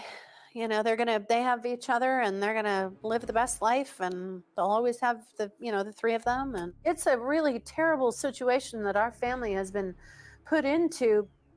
Stacy and Jim Chapin are doing their best to move forward in memory of their beautiful son, Ethan. Ethan was a triplet, and all three of the Chapin triplets, Ethan, Hunter, and Maisie, they went to the U of I together. We sat down with the Chapins at the U of I to talk about the past year and how they're now carrying on Ethan's legacy. I think it's the very first thing I actually told Maisie and Hunter when we picked him up on the evening of November 13th a year ago. I said, I don't know what just happened here, but this will not sink our family. A year after their son's death, we met Stacy and Jim Chapin back at the University of Idaho at Ethan's fraternity house, Sigma Chi. I think a lot of people are just wondering how you guys are doing. I've found a place to tuck Ethan in my heart, and then you just have to get up and put your best foot forward. I'm a lot better than I was. Just knowing that the two kids, Hunter and Maisie, are doing well is a relief for me. It's literally all that matters as a mom. Hunter and Maisie Chapin are back at the U of I this year. The friendships that they have and the support system that they have, it's priceless for us. Let's talk about Ethan. Tell me what made him shine, because he shined from birth. He was easy. Yes, he was so easy. He must have known it from the beginning that he just was going to have to take Easy Street because there were two others. Somebody was going to cry until they got the attention, and Ethan just was like, well, it's fine. I'll just wait my turn. Amazing. Hunter just loved to be around him, and everybody loved to be around him. I mean, he just had this magical thing with people. That's a word we haven't used in describing him. It's true. He had a magical, he touched people. It was amazing. Months after his death, they started a foundation in his honor. It's called the Ethan Smile Foundation. People want to genuinely help our family. How do you help a family who's in this situation? And, we had money in a GoFundMe account. And so we put all of it into the foundation, and we will scholarship kids. Stacy also wrote a children's book with a portion of the proceeds going to the foundation. The title of the book is The Boy Who Wore Blue, and it was actually his triplet color. It's a wonderful story. It's a reminder to just live your best life. She went on the Today Show to talk about it with Savannah Guthrie. It's the only thing that I have left as a mom is to be his voice. Do I wish we were not under these circumstances? Hell yes. I'd live in a cardboard box on a street to have my son home, but that isn't going to happen. Ethan also worked at a tulip farm in Washington. The kids loved working with him. The farm created a yellow tulip to remember him. It's called Ethan's Smile. His smile was just amazing. Oh, so cute. He always smiled. He did. All the time. And Jim and Stacy say Ethan was in love. Tell us what you want to share about that relationship. We were blessed to spend the summer with Xana. The most important thing I think that people should know is that Ethan was exactly where he wanted to be. We say in our family he was in the right place at the wrong time. And, you just have to live with that. Ethan's girlfriend, Xana Kernodle, lived at the King Road house. They were very sweet together. That's where he stayed most nights. We all knew it. He's a college kid who was in love. Stacy did something this year that surprised even her. She went to CrimeCon in Orlando, Florida. There is a huge national following of true crime in this nation. We happen to be at the epicenter of it. I was asked to sit on a panel and talk about the great things that can come from tragedy. I actually got to meet with a group of, 24 victims' families, that are kind of in a similar national spotlight. But I was curious if there was some support, kind of a support group there. I happened to be walking by when they were doing the Idaho session. They were doing a question and answer. There were some things that weren't quite right. And I thought, well, here's my chance. My name is Stacy Chapin, and I'm Ethan's mom. You could have heard a pin drop in that room. I can speak on behalf of my own son, who was an incredible human. How did it feel to do that? Actually, it felt quite empowering. And we miss him all terribly. I have no problem reminding people that there is a real family and a son or, people behind these stories. Did you know you had all this strength in you? Not this kind of strength. The Chapins say they will not be at the upcoming trial. There's nothing there that's going to bring Ethan back. So we decided to take the positive energy and use it somewhere else. It took one of our kids, right? It just can't sink the rest of our family. And that's how we decided to take it. It's a choice.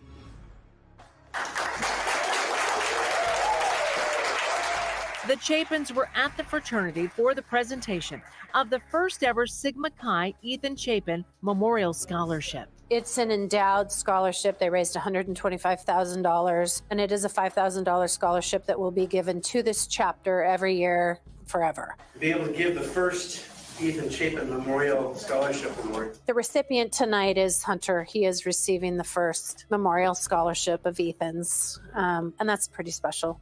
How does it feel to know that Ethan will live on forever here? It's amazing. On the wall in that beautiful award. I know. It's amazing.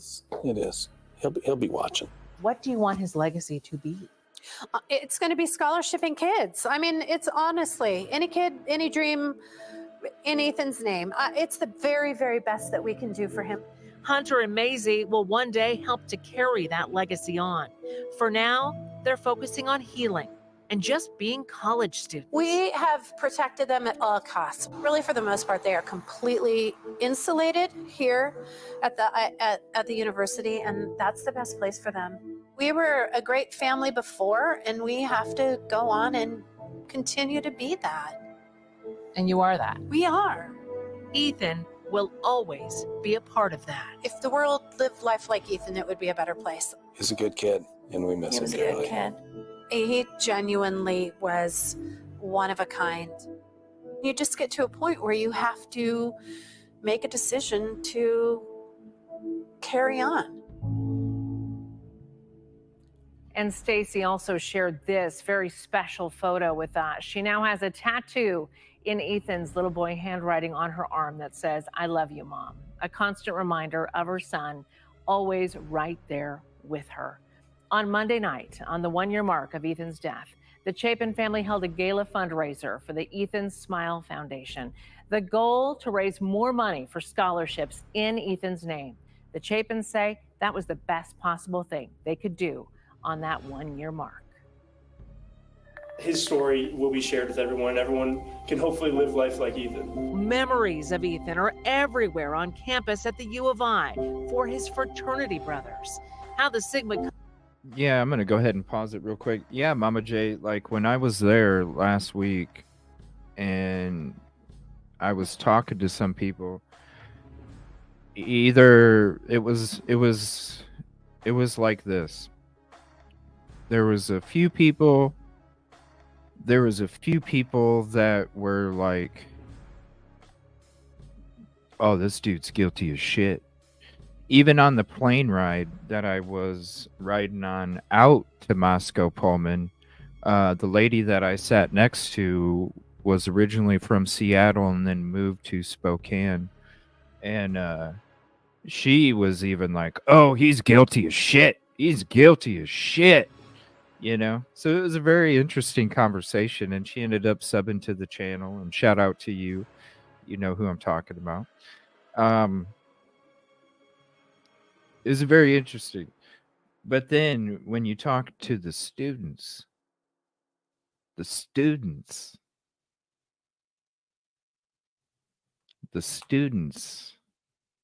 most of them, yes, Mama J, they are still scared and going out in packs and keep an eye on people because they still feel that the person that committed this is still out there.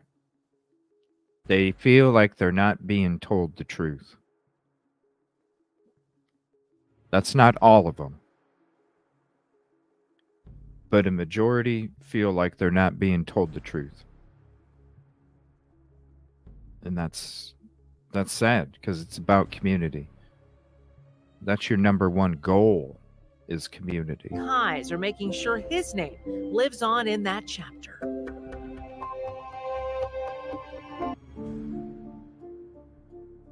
This fraternity is very special to me. The camaraderie's all there. The brotherhood's all there. A year after the killings on King Road, the Sigma Chi fraternity brothers at the University of Idaho are now sharing their memories about Ethan Chapin. The 4 students we talked to are from Eagle, Meridian, and Grangeville. We went to the Sigma Chi house in Moscow and heard about their love for Ethan and how they're trying to heal together. Here at the Sigma Chi house at the University of Idaho, memories of Ethan Chapin are everywhere. You know, and this is them speaking. We covered this a few nights ago when it came out. It had dropped. We went ahead and covered it. We actually got to cover all the interviews in one night, all the new ones that came out that night, the ones that came out the day before. So we did get to cover all the family interviews. This is like, why have we not heard more about this event at the frat?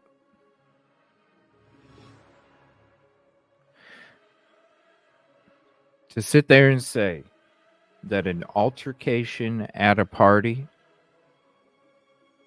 the same frickin' night, that had nothing to do with it. Really? If you don't believe in coincidences, what is that? What is that then? I've never met someone who's so universally loved. Everyone. What's up, JC? He was just the happiest person to be around. Everyone wanted to be around him. Losing Ethan in such a tragic way has impacted each of these students. The feelings and the emotions are still fresh. Right after that happened, it was a madhouse up in Moscow. There's news people everywhere, and I don't know. It was just no one knew what was going on, really, because stuff like that doesn't really happen in a town like this. But I think as a house, we all banded together. It was hard because a lot of people went home. I felt way better when I was up here with my brothers rather than being at home. I needed to be around these guys, talking about what I was feeling, talking about E. Maybe we want to talk about memories with E. Or all of us knew that no one was going to look down on them for sharing their emotions or, anything like that. How we handled that as a fraternity, it wasn't one person handling the situation. We handled it as a brotherhood, and I think that really helped us get through. They each shared happy memories of Ethan. He's the coolest guy you'll ever meet. That's about it right there. He was a really big, funny, happy guy. When someone would walk in the room, like not just me, anybody, he would welcome you into the room. He was always very kind in everything that he did. He always would call me Gussie Gus in his little raspy voice. Emotionally, always there for people. One of my favorite memories with him was my apartment flooded one night after a big party because there was all sorts of plumbing problems with it. It's an old house. Went over to Xana's and I was hanging out with the two of them and we just talked for like hours and hours. And Xana made us grilled cheese sandwiches and Ethan and I are just sitting there talking. So that's one of like my most like cherished memories with him. I think back to that night a lot and I try to focus on nights like that rather than the sad ones when it comes to E. The brothers lost Ethan's girlfriend, Xana Kernodle. I know. I showed the picture. The same night that we covered this, Mama J. I showed the picture, and that was my question after this video when we played it the first time is I wonder how Hunter felt about that. I wonder how he felt about that. I thought it was very disgusting. I thought it was disrespectful. Very good word there, Mama J. Inappropriate.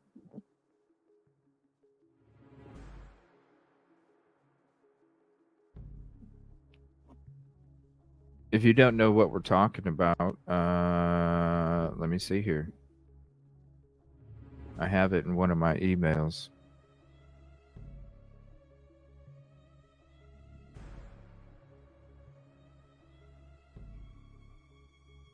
Yeah, right here.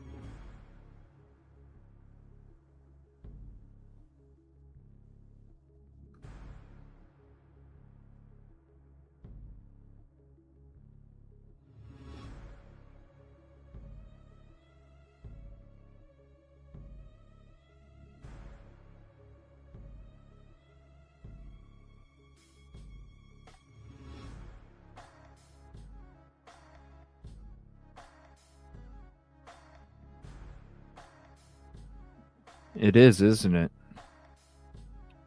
And it's like, see, I don't know how to take this. I don't know how to take this because some of me's like, man, these are sweet memories that they're discussing. And then some of me's like, what about the frickin' event? What about shit like this? Like what about that shit? I get the sweet stories. It's been quiet for a while. What's up? I don't know how to take it. These are sweet memories, like when they're talking about Xana cooking grilled cheese and things. It's like, aw, that's sweet. But then you got all these other questions like, that's cool. And the memories are definitely sweet and should be spoken. But there's other things that have needed to be discussed for a long time. But really, truly, another thing that needs to be discussed is when you can have a photo like this off of a traffic cam in Pullman and in Moscow. I still don't understand how you don't have anything other than a stock photo. But besides the point, when it comes to this is like,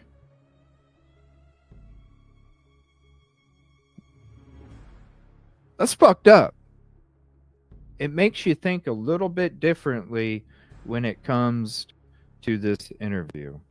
I don't know. It might just be me, but you see that picture, it's a frat picture, it's a party picture, and then you see this and it's like, what do you take from this now? You know what I'm saying? Because if you have a frat buddy that is willing to do this,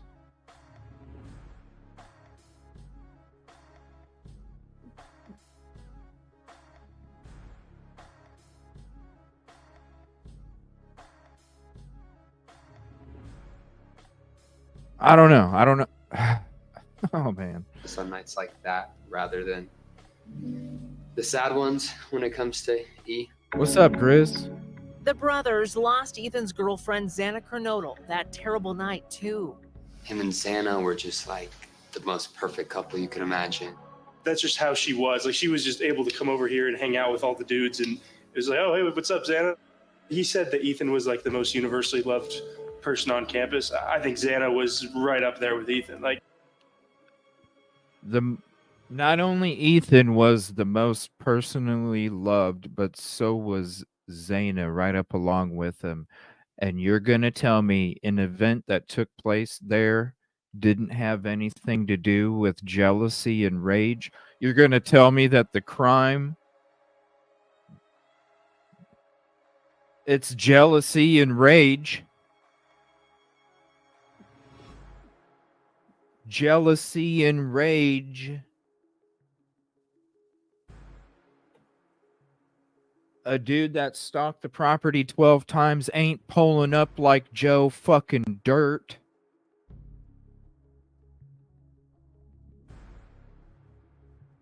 And he ain't driving around all over Pullman and Moscow when you study digital forensics and footprints. You're gonna take the route that I took you if you studied it. You don't have a damn DeLorean. You can't just show up in front of the frickin' house from your property. You're gonna have to drive through a couple surveillance cameras. It is what it is, but you're certainly not going the damn route that the PCA took you. If you stalked the crime, if you studied digital forensics. No, this was a crime of jealousy, rage, a boiling point. It got to a point. Somebody snapped. Plane crashes don't just fucking happen. It's a series of events.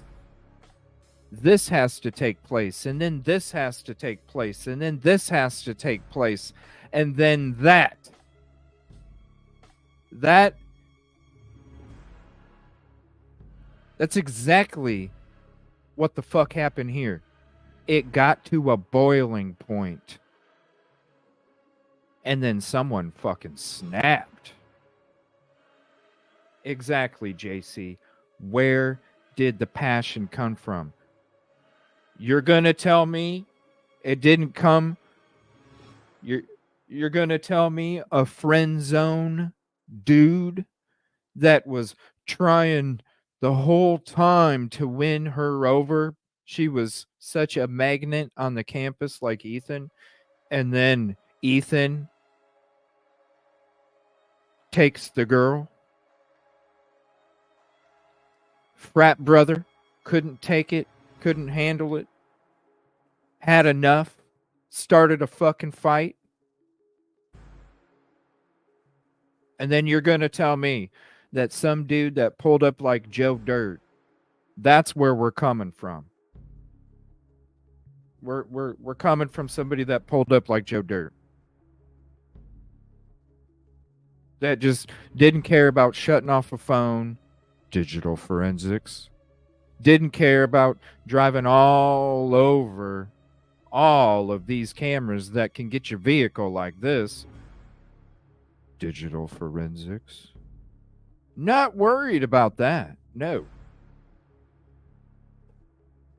but was slick enough to clean up their footprint so LE couldn't see it the first time they came through the crime scene, and was slick enough to not have any evidence showing where you exited the crime or have any ties to the victim at your home, your office, or your vehicle. Huh? I don't know how to think about this. We'll go ahead and finish this part up. Thank you, everybody, for hanging out. We'll get into that cell phone data and the digital forensic conversation here in just a few. Everyone loved Xana. Everyone loved Ethan. Both of them were just flourishing for sure. Hunter Chapin, Ethan's brother, is also a member of this house. It was kind of tough because it was a subject that he didn't want to talk about for a while. Just kind of letting him know that we are there if he ever does. That poor guy. That poor guy. Not only that happened to his damn brother, but he had to see this shit.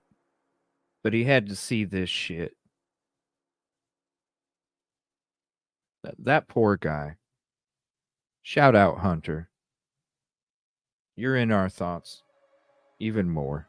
Does want to talk, just kind of knowing that that's open for him if he ever does need a release to let his emotions out to us. When we were there, the first Sigma Chi Ethan Chapin Memorial Scholarship was awarded to Hunter. The Chapin family was there, his mom, his dad, his sister Maisie. And there was a standing ovation. I think it obviously means a lot going to Hunter. You know, we're talking all about E right now, but Hunter's right there with him. You know, like they're very, very similar people, especially with what Hunter's gone through, obviously. And then the way he's come out on the other end, like the person he is now. Like personally, I don't think I could be not okay. The word isn't okay, but strong. Be that strong.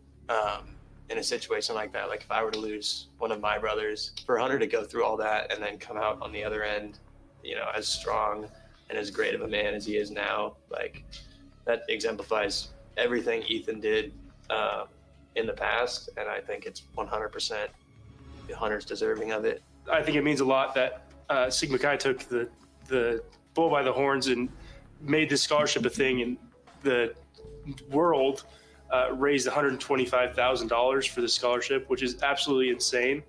And that's $5,000 to a Sigma Chi every single year, which is incredible. I don't think there's a better way to honor Ethan than to just help more people go to college. Exactly. He gave his whole life. So let's keep on giving in the name of Ethan. The scholarship award plaque and photos of Ethan will live on here at Sigma Chi forever. We all are wearing these bracelets. I don't know if I can't see if Kyle. Yeah, we all are. I've got any words on mine anymore. Yeah, mine's all faded. We got these at What's his up, memorial Riddler? last year, and they said live life like Ethan on them.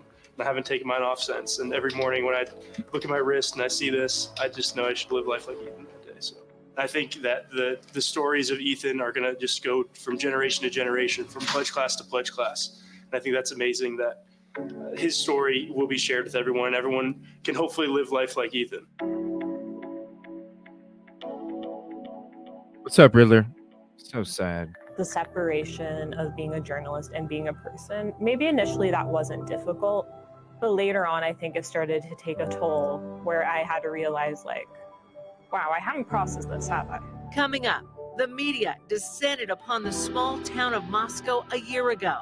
We take a look at a different perspective. Student journalists reporting on the murders of their classmates.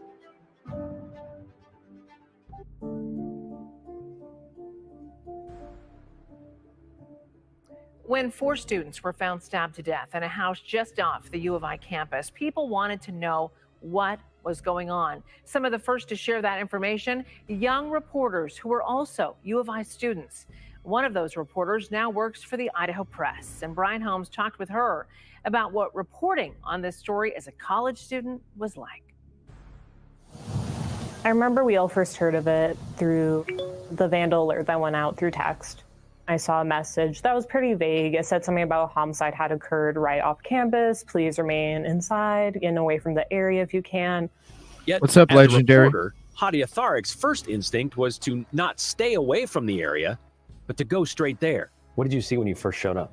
So it wasn't necessarily anything unusual, just the area taped off, the police talked to us. We never would have imagined that it was so many individuals involved and that was just such a random act of violence. I think throughout the day we were getting a sense that something bigger was going on. We were hearing things through like social media saying 4 students are dead. A rumor confirmed that night by another Argonaut reporter who was a friend of one of the victims. He pulled me aside and wanted to talk to me, and he could let me know what happened. It wasn't until the next morning that it was publicly announced. As editor-in-chief, Hadia had to balance her roles, overseeing a paper while also keeping an eye on her people. I wasn't just thinking about myself at that time. You know, I was thinking first as a journalist, as serving our community, not putting my emotions first, but doing it for them. And then secondly, making sure that my staff was doing okay and that they were being safe. How are you doing? At a certain point, that is all you can do. Meanwhile, doing the job, my name is Chief James Fry with the Moscow Police Department, was getting more difficult for Hadia and other reporters. I think a lot of people got really frustrated with the local police department, and I shared those frustrations initially. For example, within 2 hours of the first vandal alert, students got a second one. Despite not having a suspect, Moscow Police Department believed there was not an active threat to the community. They weren't as open as they should have been. The public information issues were highlighted by the fact it took 3 days for police to talk to the media directly. Tried to push out some information through press releases, but the reality is I probably should have been standing here a day or so ago, but I'm here now. But the initial consequences of that led to a lot of critique and a lot of tension in the community. And a lot of rumors. Yeah, a lot of rumors, because if people couldn't get facts. Yeah, because when people are trying to reach out to you as a local reporter and you can't even answer a phone call,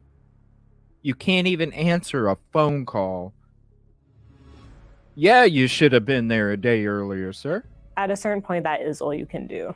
Meanwhile, doing the job, my name is Chief James Fry with the Moscow Police Department, was getting more difficult for Hadia and other reporters. I think a lot of people got really frustrated with the local police department. Yeah. And I shared those. You could hear it in their voices when they were reporting from it. They're like, this isn't normal. You could see the local reporters behind the anchor desk getting frustrated because they're not getting information like they normally would. Those frustrations initially. For example, within 2 hours of the first vandal alert, students got a second one.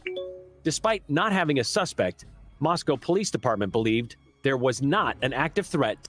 See?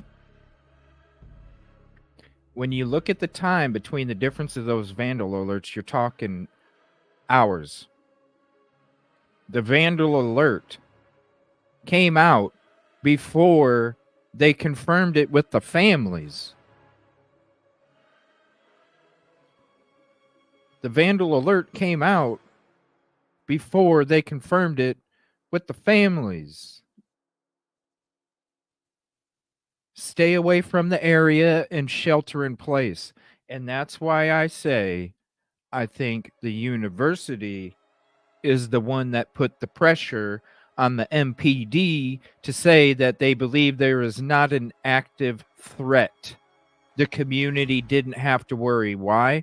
Because the university had to hold their students in whatever buildings they were in because it was a shelter in place. Yo, Fry, my students been chilling in here for a couple hours. I'm not trying to freak them out. What's going on? Are we going to tell them that they don't have a threat and they can go home? What are we doing? What are we doing? Fry, we pay for your funding. Fry, the community that we support pays for your funding. Fry, don't you need to make us happy, Fry?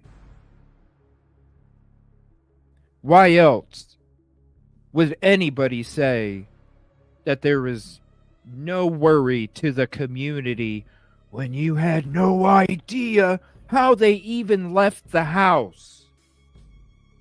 And you're going to say that the community has nothing to worry about when you don't even know what direction they went when they left the property. To the community. They weren't as open as they should have been. The public information issues were highlighted by the fact it took 3 days for police to talk to the media We have directly. tried to push out some information through press releases, but the reality is I probably should have been standing here a day or so ago. Yeah. 3 days. 3 days before they had a press conference.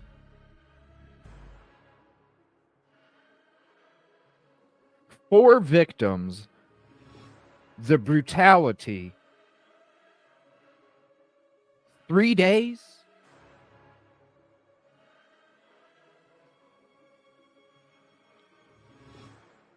Said it because, why would Fry say that? Because the University of Idaho students were already in a shelter in place for multiple hours. And what's going to happen if you keep holding them? You're creating negative emotions that reflect back on the university. Mr. Green runs a business. That guy in the yellow tie. Mr. Green runs a business. The house is negative for his business. Students being scared is negative for his business. Students being worried that a shelter in place like this could happen again affects your business.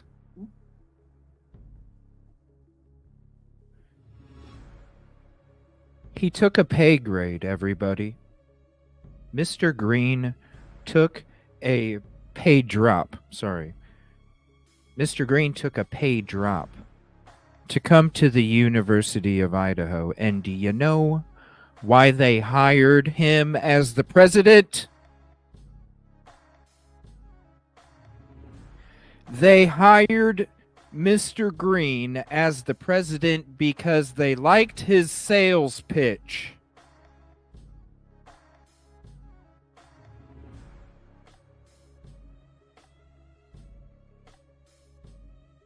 They liked his sales pitch.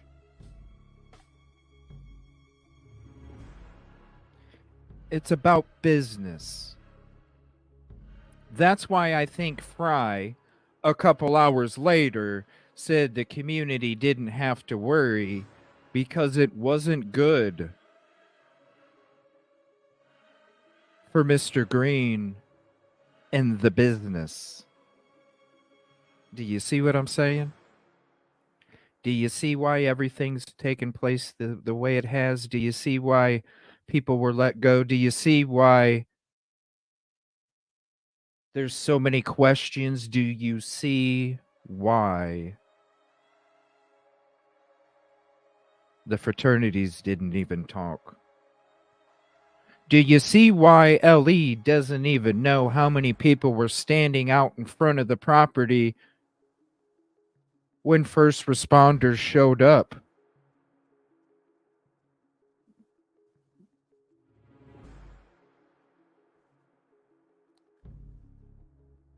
If that business suffers, what suffers with that business? You're talking about a population where half of it is students. You're talking about businesses in an economy that are going on tough times.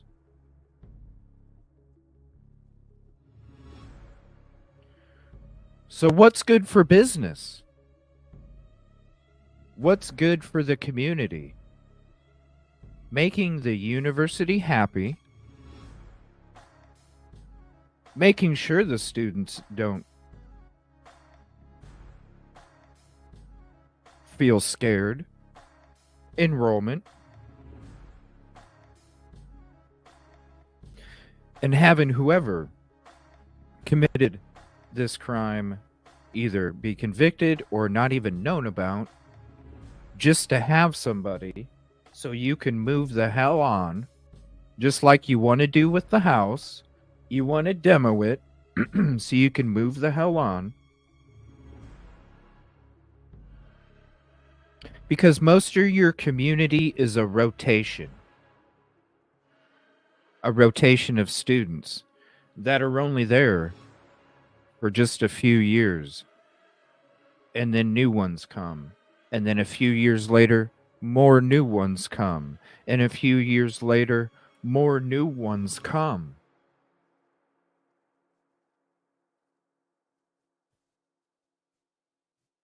So as long as you can get through this short period, like, quote, demoing the house and hurrying up and throwing the books at somebody,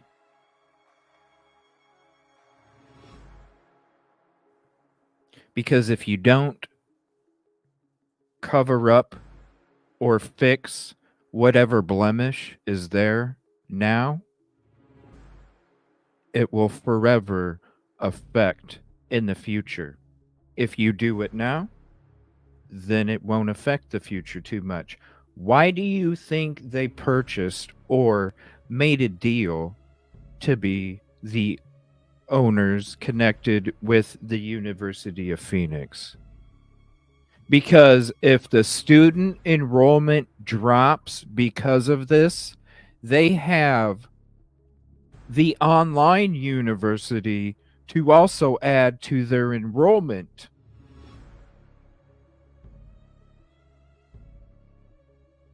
Duh.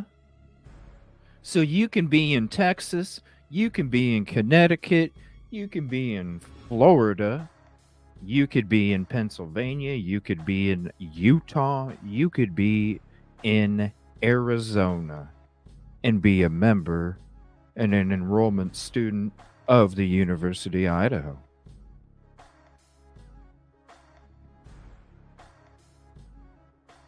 Business, business, business.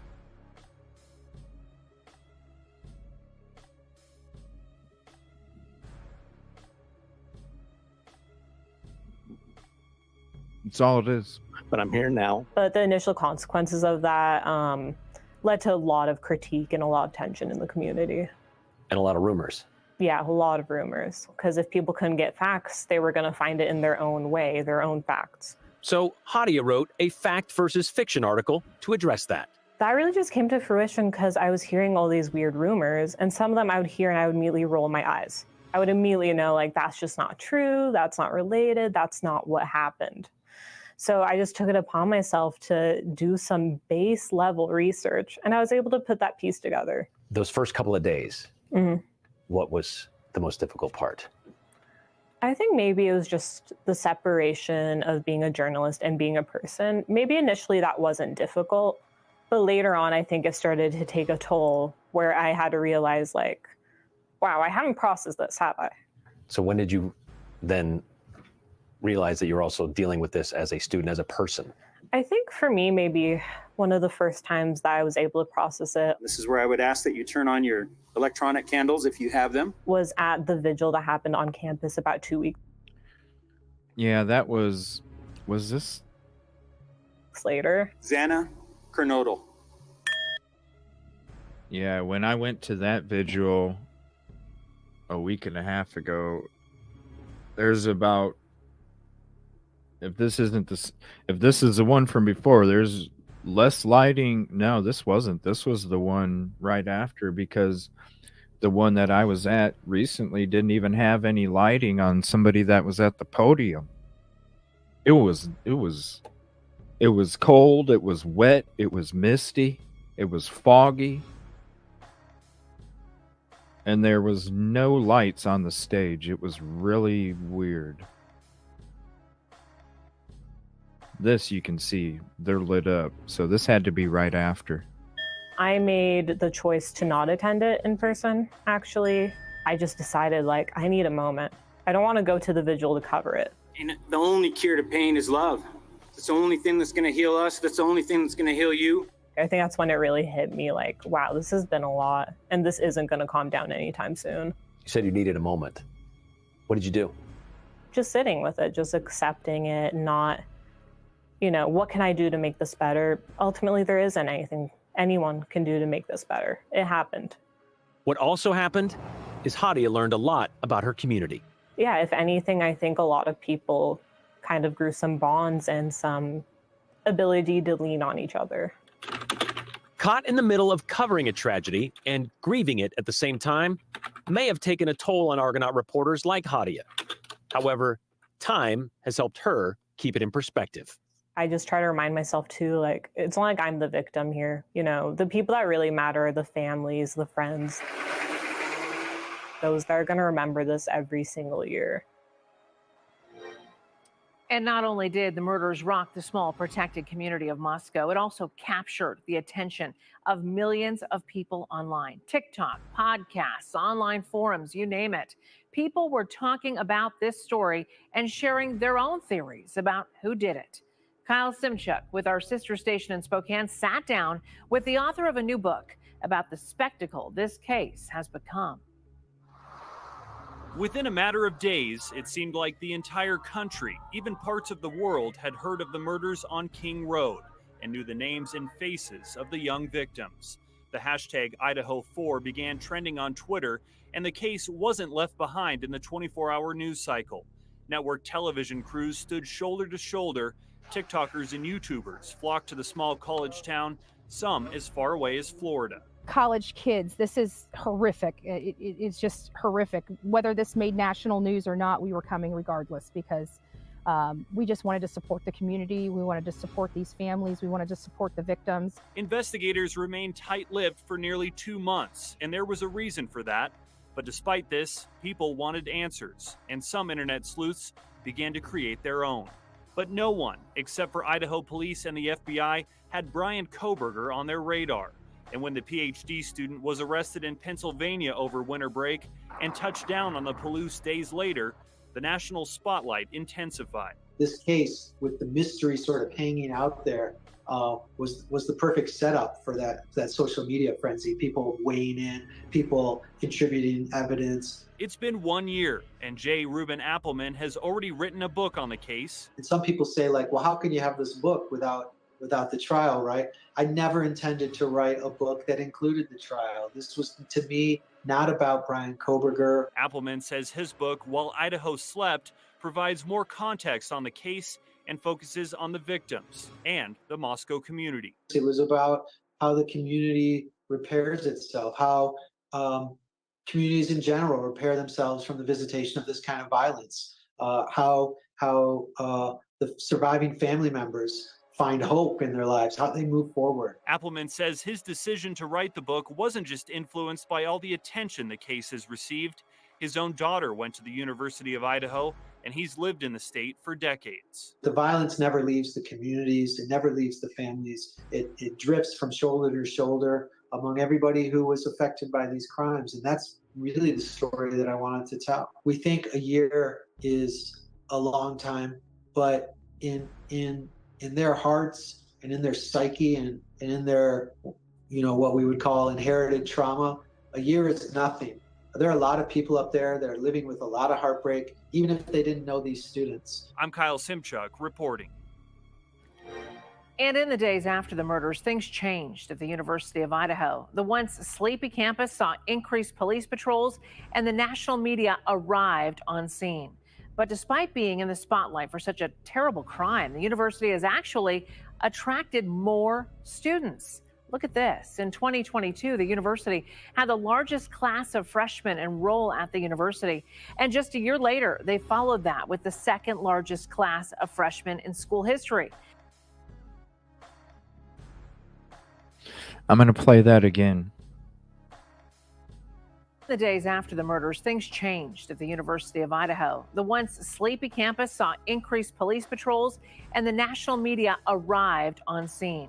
But despite being in the spotlight for such a terrible crime, the university has actually attracted more students. Look at this. In 2022, the university had the largest class of freshmen enroll at the university.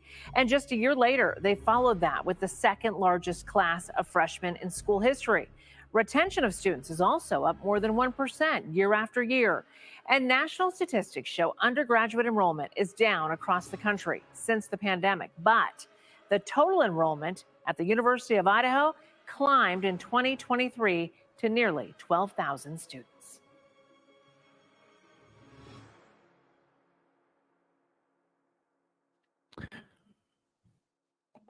They liked his sales pitch. Makes sense?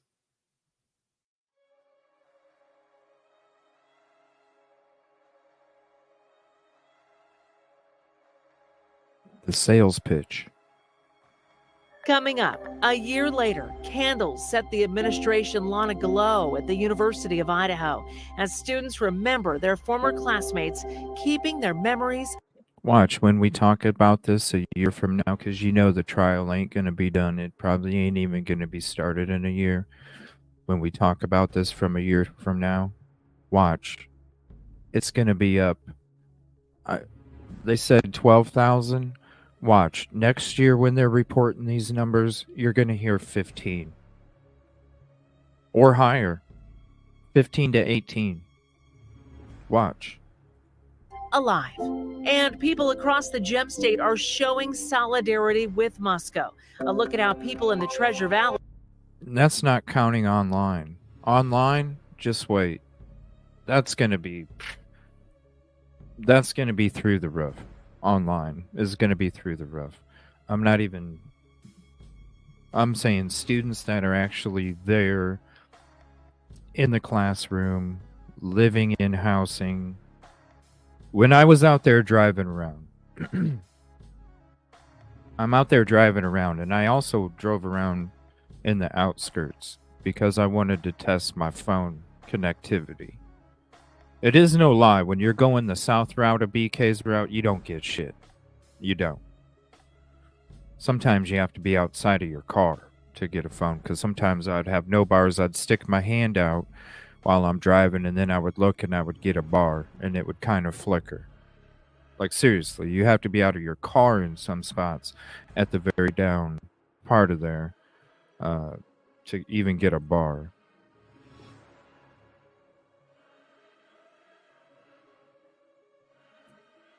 But I don't know.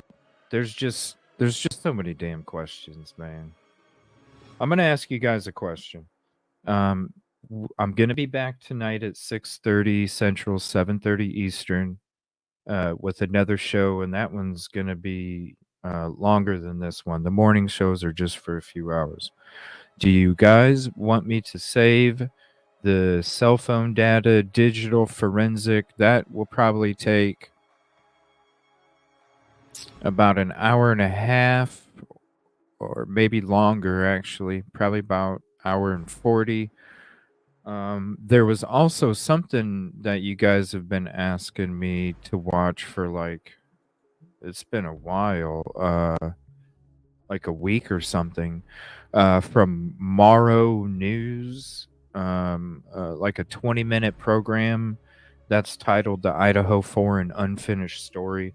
Some of you guys have sent it to me from chat because you wanted me to check it out, even in Discord.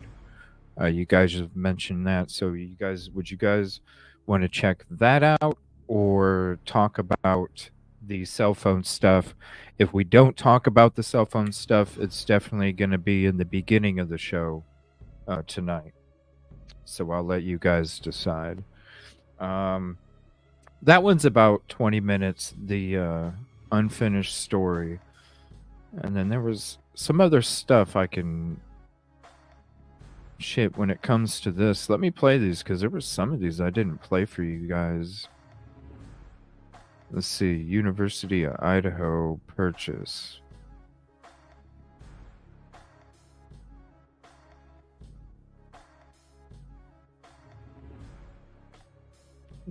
Come on. Yesterday, Idaho's land grant institution announced their plan to try to acquire the private online university. And then this afternoon, the State Board of Education unanimously voted to allow the U of I to go through with the plan. News Channel 7's Jude Binkley was at the board meeting today. He brings us what this means for the University of Idaho. Well, Doug, Things this have never approval been means that better. U of I will be able to move forward with their proposal to create a nonprofit entity that would buy the University of Phoenix for $550 million. Aye. Superintendent Crucial. Aye. The motion carries. The State Board of Education giving the University of Idaho a thumbs up to create a nonprofit called New U to acquire the University of Phoenix. During the A nonprofit, people. Nonprofit means tax breaks. That's what I'm saying. They're using taxable and non-taxable bonds to pay for this. Where do you think that money comes from? It ain't coming from the university except for that much. It's coming from the state and the local. How does it come in that form? It comes in that form from taxes.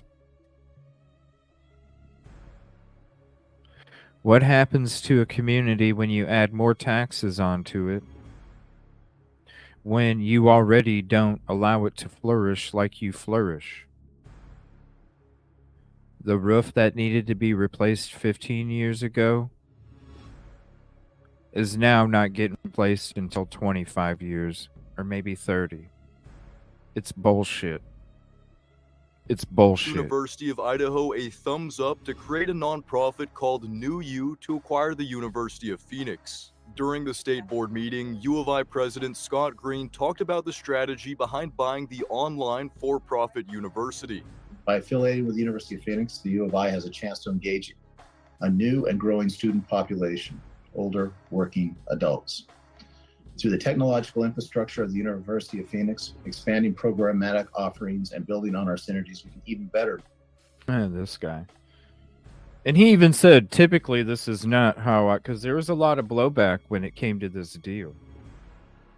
There's a lot of blowback when it came to this deal. You had senators, you had governors, you had local politicians are like, whoa, something, because there was too much being closed up and sealed. Too much. The way that it happened, how quick it happened, there was too many questions. If it was even a legit deal, they were asking questions. It was suspicious from the very beginning. Even Scott Green said, typically, this is not how I would do a deal, but sometimes you got to make business decisions. Exact quote. But sometimes you got to make business decisions.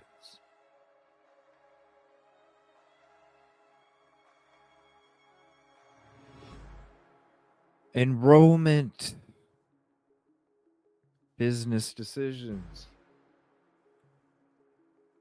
And again, here, if you don't have, I've been sharing it since we can't, let's see where he's at now. And if you have a ticket number for Judge, go ahead and throw it in chat. Mine is 348. I think Judgmental said they had ticket number 1 for Judge. And it is at 3.45 now. It started... let me see, when we started, I think it was 3.2 or 3.3. Nice. And no, it's not going to be, I don't know why people are spreading this shit. It's not going to be monetized. Please stop. We said it at the beginning of the show. It's not going to be monetized. It has nothing to do with that. It's for the people that have every right to see the transparency of this case and the trial. It has nothing to do with money. It has nothing to do with subs. It has nothing to do with monetization. Go ahead and let Judge see you talk about that shit. You won't see that shit over here. Totally respect Judge. It's for the right thing. It's for a cause. It's for a purpose. Shout out Judge, Truth and Justice. Thank you so much. I appreciate everything that you're doing for the true crime community. Ticket number is, MK, ticket number is something that you call out. It's your like number. So, like the people that come in the show, if they hit the like button, they can announce their ticket number. And then I call out their ticket number.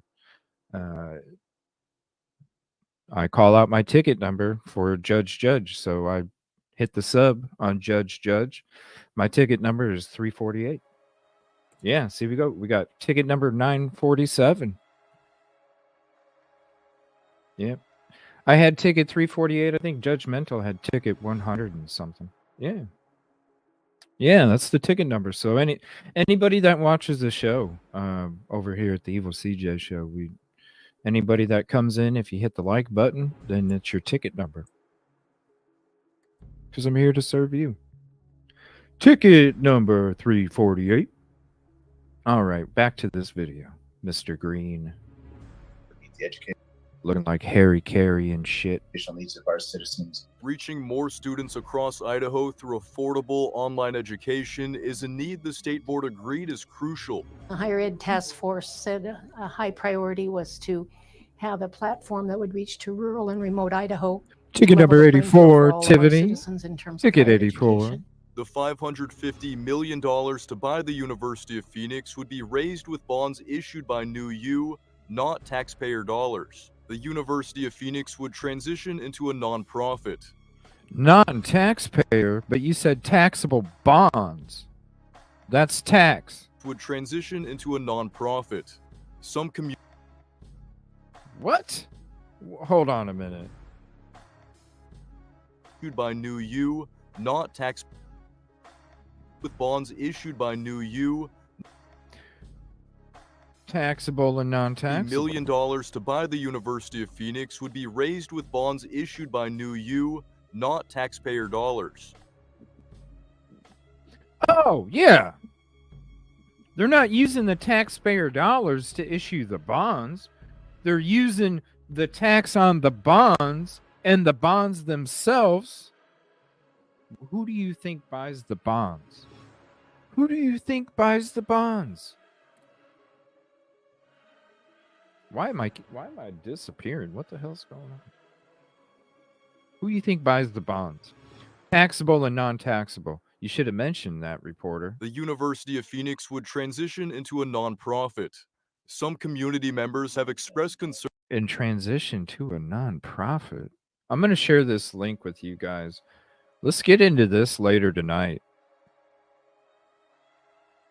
I know, I'm hungry too. Let's get into this later tonight too. This thing here. I'm going to go over this. Transitioning to a nonprofit. Huh? Concerns over the online university's reputation. Just last month, a deal for the University of Arkansas to buy the University of Phoenix was shot down. We think they're very, very good people. We understand there's been problems in the past, and people were right. The deal was shot down. And then he says they happen to be very, very good people. So what? The University of Arkansas was going to buy the business because listen, when you're dealing with businesses, right? There's excuse me. There's a certain point in business, okay, when you get to a position where you made an agreement to purchase the company. It's that time where you go into the books. Because before it's like 100% completely final,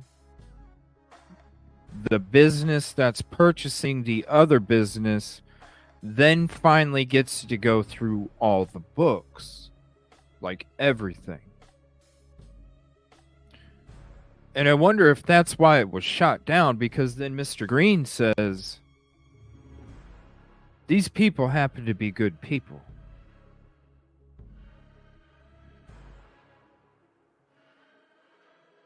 So was it already a scandalous business already? And it's one of those things where if you're an NFL team, you're going to pick a top draft pick that just had knee surgery.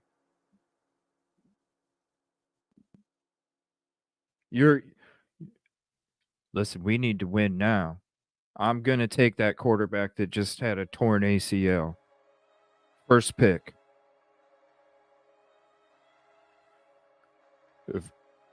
If ends up injured in training camp, hey, we tried.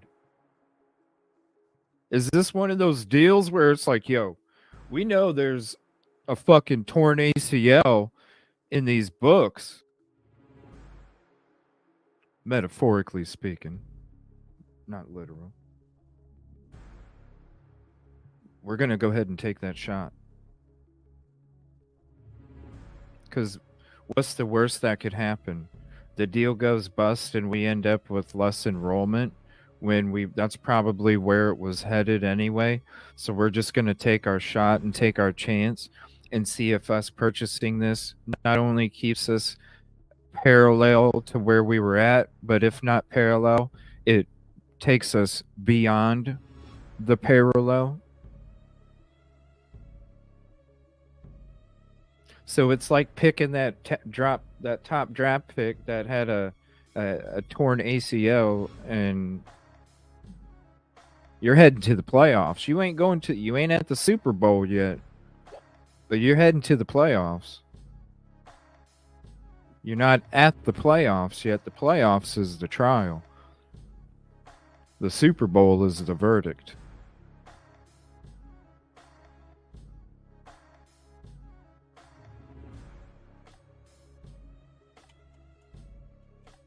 That's interesting. That's the first time I've seen him with glasses. Some Harry Carey glasses. That's crazy. Upset with them, for past behaviors, but it is our opinion in dealing with them and going through our due diligence that they're on a very different path now. The University of Phoenix has 85,000 students. If the purchase goes through, U of I and the University of Phoenix would operate separately, but could collaborate in the future. 85,000. 85,000. And how many more are just going to do the University of Phoenix / Idaho just because it's the University of Idaho? Add another 15 onto that and make it 100. Make it 100.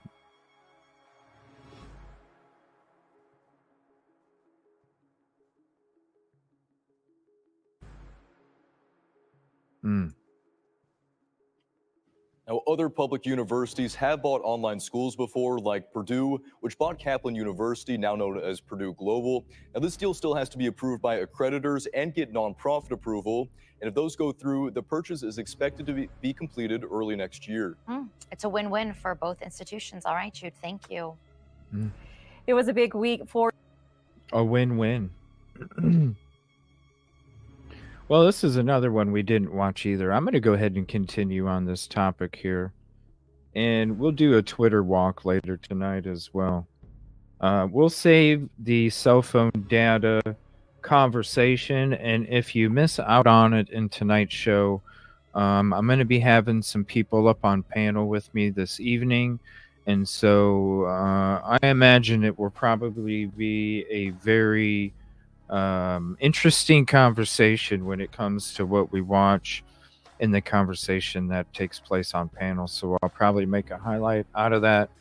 And if you miss it tomorrow night, I'll definitely have something out there for you for the morning. And I will be back on in the morning too.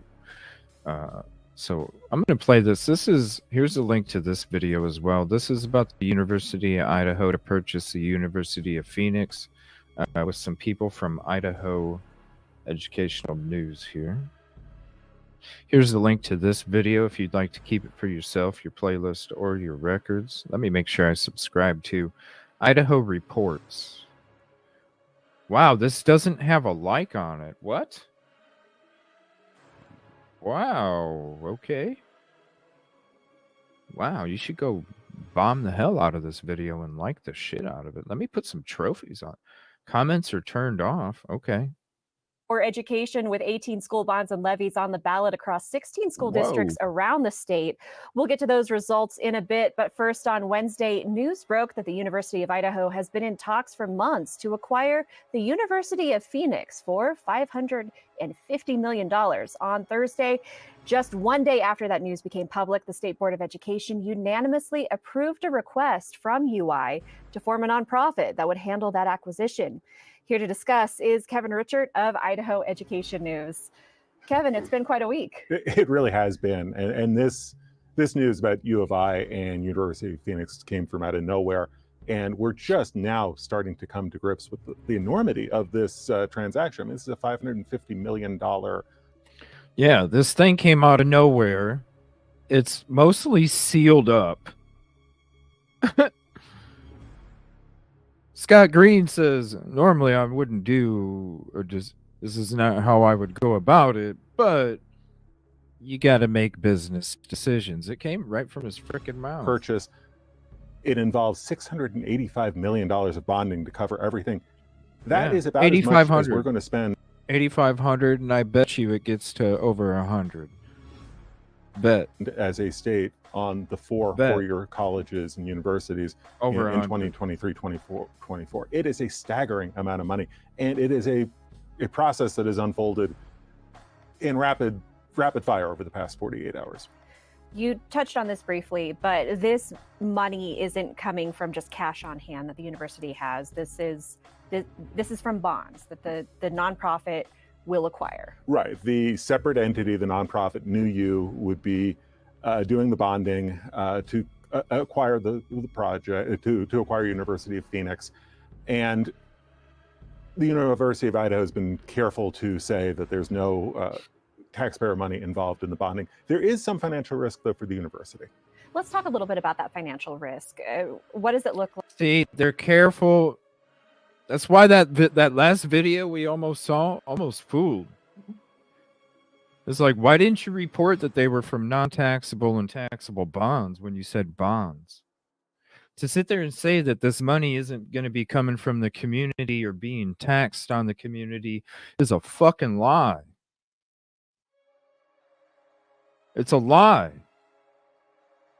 The project to acquire University of Phoenix, and the University of Idaho has been careful to say that there's no taxpayer money involved in the bonding. There is some financial risk, though, for the university. Let's talk a little bit about that financial. Yeah, not much. And did you see how he looked up at the freaking camera there real quick? He knew what he said isn't going to be liked by the... Watch his fucking eyes. He knew what he said wasn't going to be liked.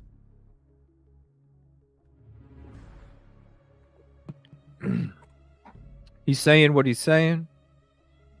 Wait till the camera zooms back with that shot, and then he looks at, like, yep, I just said it. People ain't gonna like it.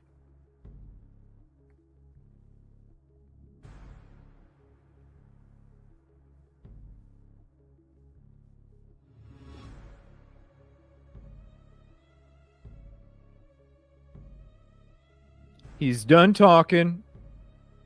Zooms back, looks up. Yeah. Yeah. They're not going to like what I just said. Again, I'll play what he said again. Yeah, they're not going to like what I just said. Kind of like when Vargas looked up when she was asked about the DNA stuff in that court hearing. Remember that?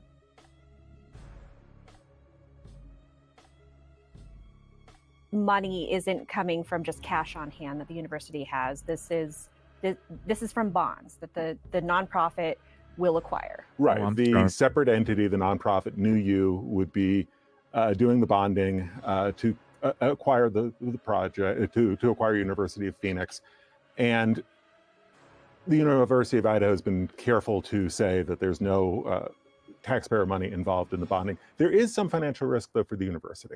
Let's talk a little bit about that financial risk. What does it look like, and how do we get there? What's the path to see that risk? The path would come if New U was unable to make its payments to cover the purchase of University of Phoenix. At that point, the university would step in to the tune of up to $10 million per year $10 million. to backstop those payments. Now, that's what I was telling you guys. Are $10 million a year. $10 million freaking dollars. $10 million. This is a good. The shit that happens in local politics, man.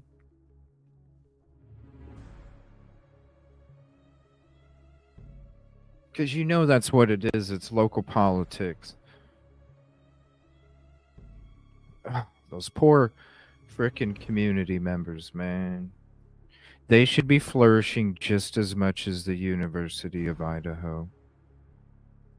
Every single bit. That community should be flourishing. Now, that is a fail-safe, and it's not immediately clear to me exactly where within the university's budget that's going to come, if that were to come to pass. There are a lot of things that aren't clear. There's a lot we're still trying to sort out here. One of the questions that I had was, New U, this nonprofit that was the university is forming to handle, they're bonding with state authority. Correct. How can it do that and taxpayers not be on the hook? That's a really good question. I mean, right? I think there's a lot of governance questions. There's a lot of And why is it all sealed up so they don't process questions that we're trying to sort out. And really, what we had These on poor- Thursday, the state board met these poor for 90 community minutes before voting unanimously to give the U of I the go-ahead to proceed on this purchase. There were a lot of nitty-gritty questions that were being asked in that meeting, to be fair. But a lot of it was focused on the money flow. How is the University of Idaho going to make money off of this deal? And we really haven't talked about that yet. How would that backstop, that $10 million fail-safe kick in? That was really the focus of the meeting. These process questions, these governance questions are still, still questions we need to sort out. One more question on the governance issue. So the two universities will operate independently. They'll have separate leadership and presidents. But this separate nonprofit entity, New U, it's still connected to the University of Idaho, to be clear. I mean, its address is the Kibbe Dome in Moscow. Right.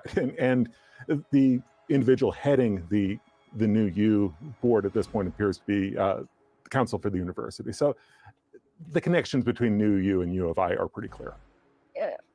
At Thursday's meeting, one of the board members touched on this, but University of Phoenix doesn't have the best reputation nationally and hasn't for some time.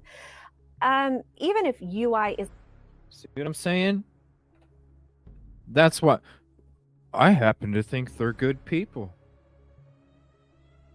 All of a sudden the deal got shot down. Why? Because you finally opened up the books and somebody was like, whoa, hot potato.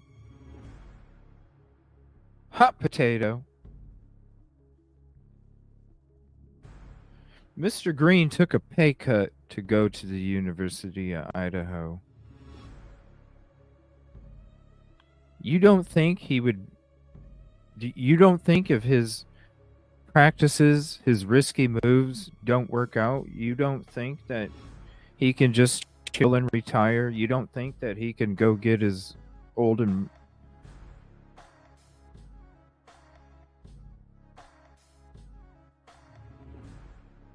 You're good. We'll be ending the show here in a few minutes. But we'll be back tonight, 6:30 Central, 7:30 Eastern, going into a lot more stuff. For sure, though, we'll be starting off with the digital forensic. And we're going to be looking at more of this New U stuff. But yeah, she says it right there.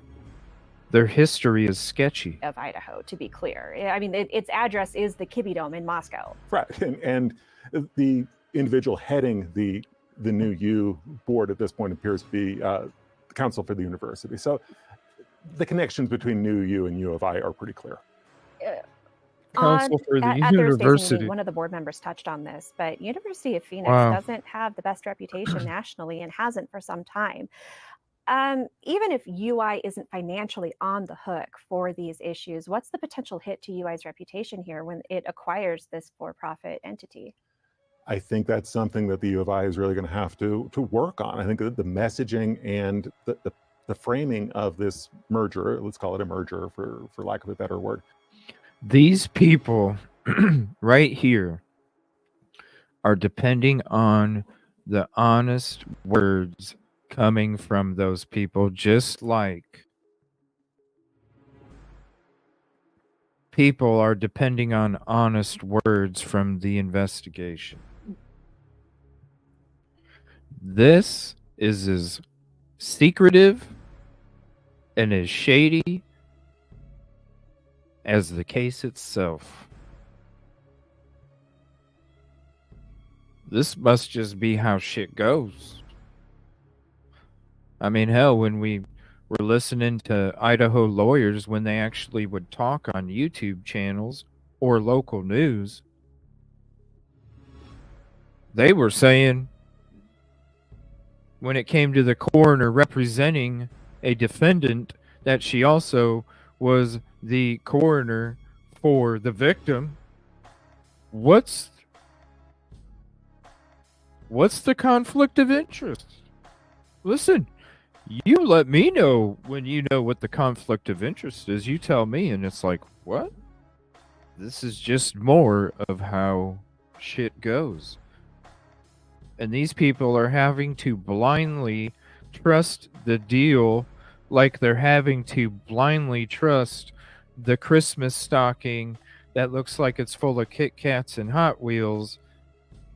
And unfortunately, it seems to be a bunch of crumpled up paper. On the hook for these issues, what's the potential hit to UI's reputation? Please hit the when like it if you haven't acquires yet. this It's the free way to for-profit help. I entity? appreciate that. I think that's something that the U of I is really going to have to work on. I think that the messaging and the framing of this merger, let's call it a merger for lack of a better word, that's going to be something that the U of I is going to have to deal with. Now, Scott Green, the president of the U of I, talked about the reputational issues on Thursday, and he acknowledged they're that good people. University of Phoenix has had problems in the past. But He they're good insists people. that this new team that really wants to go the nonprofit route, really wants to get back to nonprofit education, student-centric service. He thinks that they're wanting to turn the page as much as the U of I wants to partner with an online vendor. So we'll see.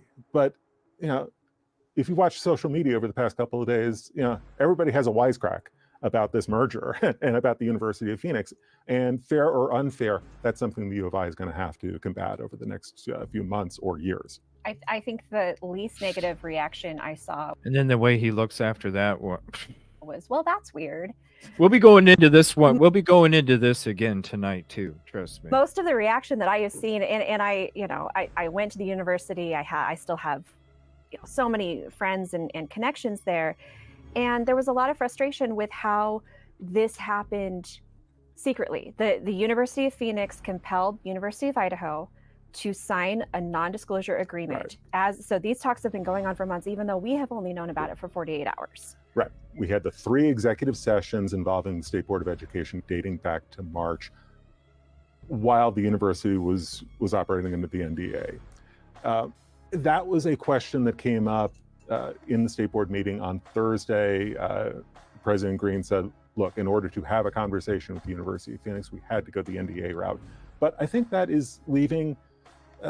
So people didn't see what the hell was going on that the fucking people in Arizona saw that went, nope. They didn't want you to see.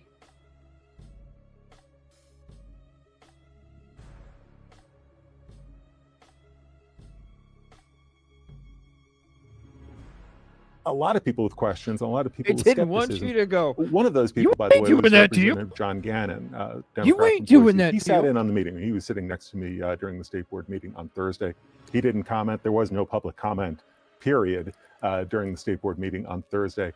Afterwards, he Yeah, no wrote wonder. a letter to the State Board expressing his concerns Can you about this imagine? process. The Oh, secrecy, shit. the kind of take it or leave it. We've got to do this week in order to get an application into the University of Phoenix's accreditors by Friday, today, 2 days out from when this became public.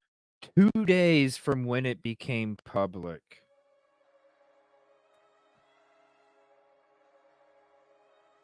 Two days before it became public. Wow, the secrecy, the offering to the public, and the quickness of the quote deal.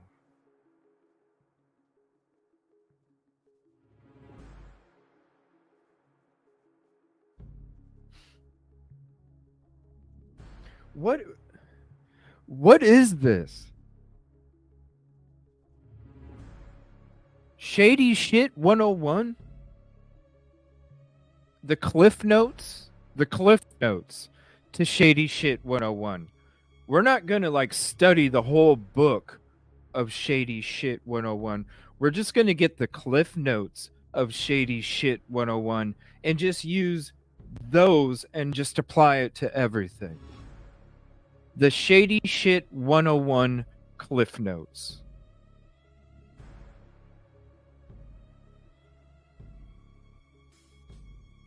For everything.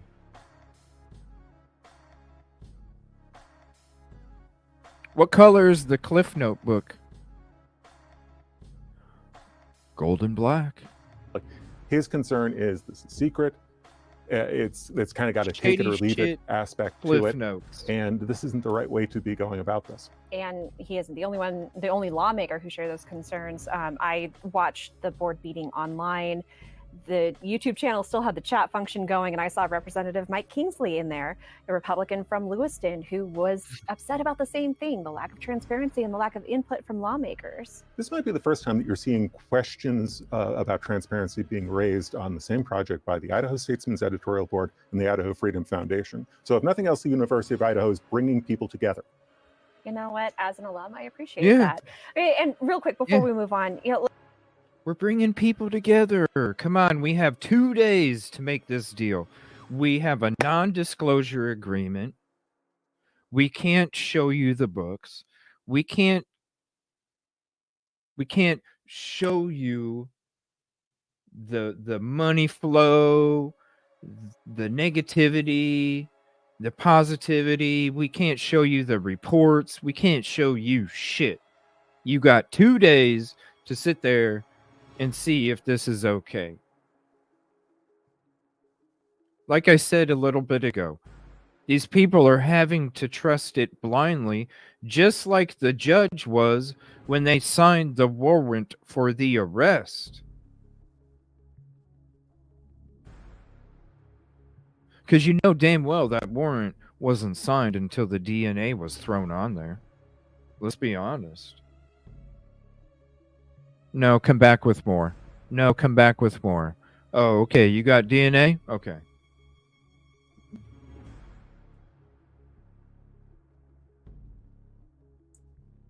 Shady Shit 101. They just did the cliff notes, though. let's talk about the pluses that President Scott Green was advocating for in this meeting. You know, this has the potential to generate a lot of income for the University of Idaho if it goes well.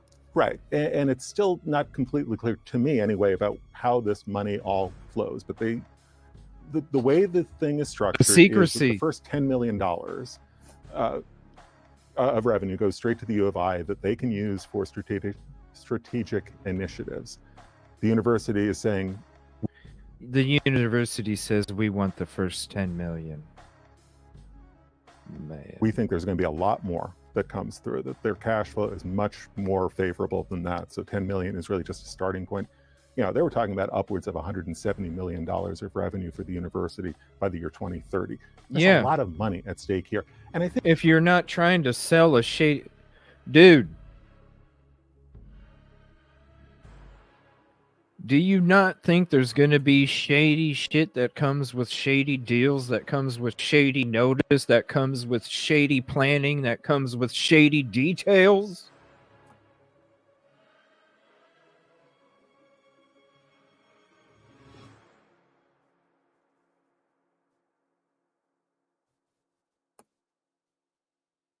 Oh, boy.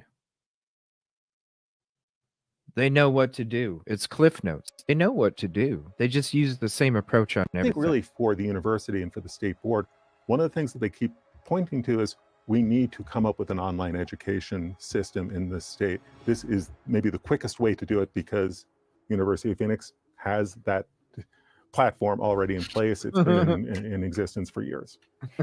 And the state board and University of Idaho were already moving forward with an online platform, Online Idaho, to kind of address some of those concerns, right? Which the U of I says is still going to be in place. It's still going to be operating as a separate entity, and the U of I's own online classes will continue to operate. So the U of I is really trying to, set up a lot of walls here between its operations and the University of Phoenix's operations. Well, so many questions that we will be looking for answers for over the coming months. Just getting started here.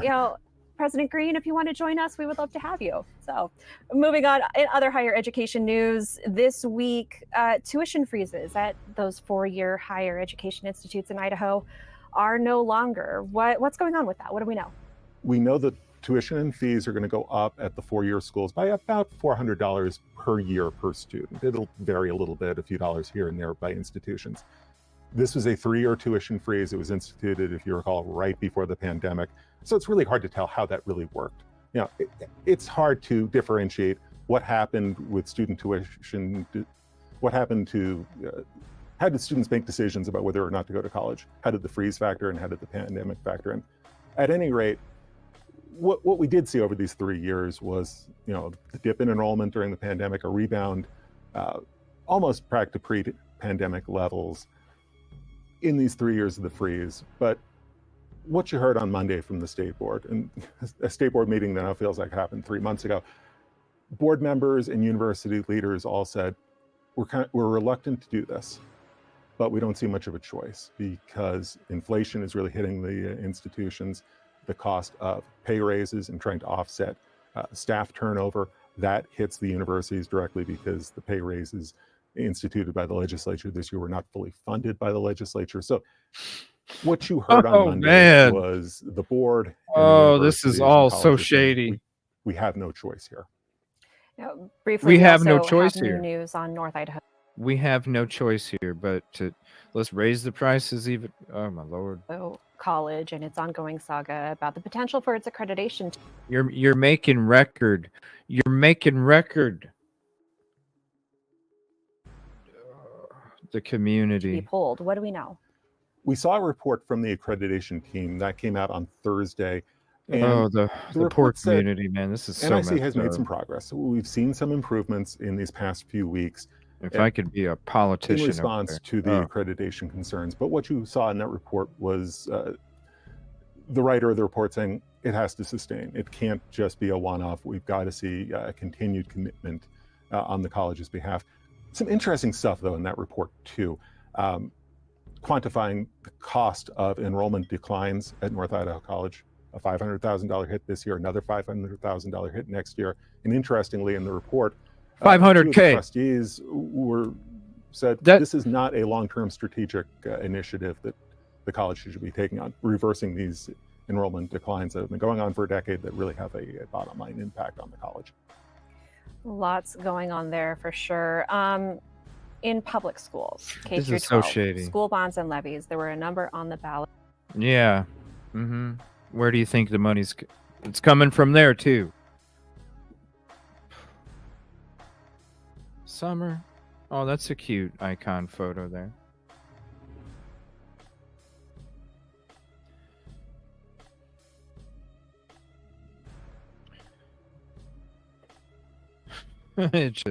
It's a bunch of bullshit.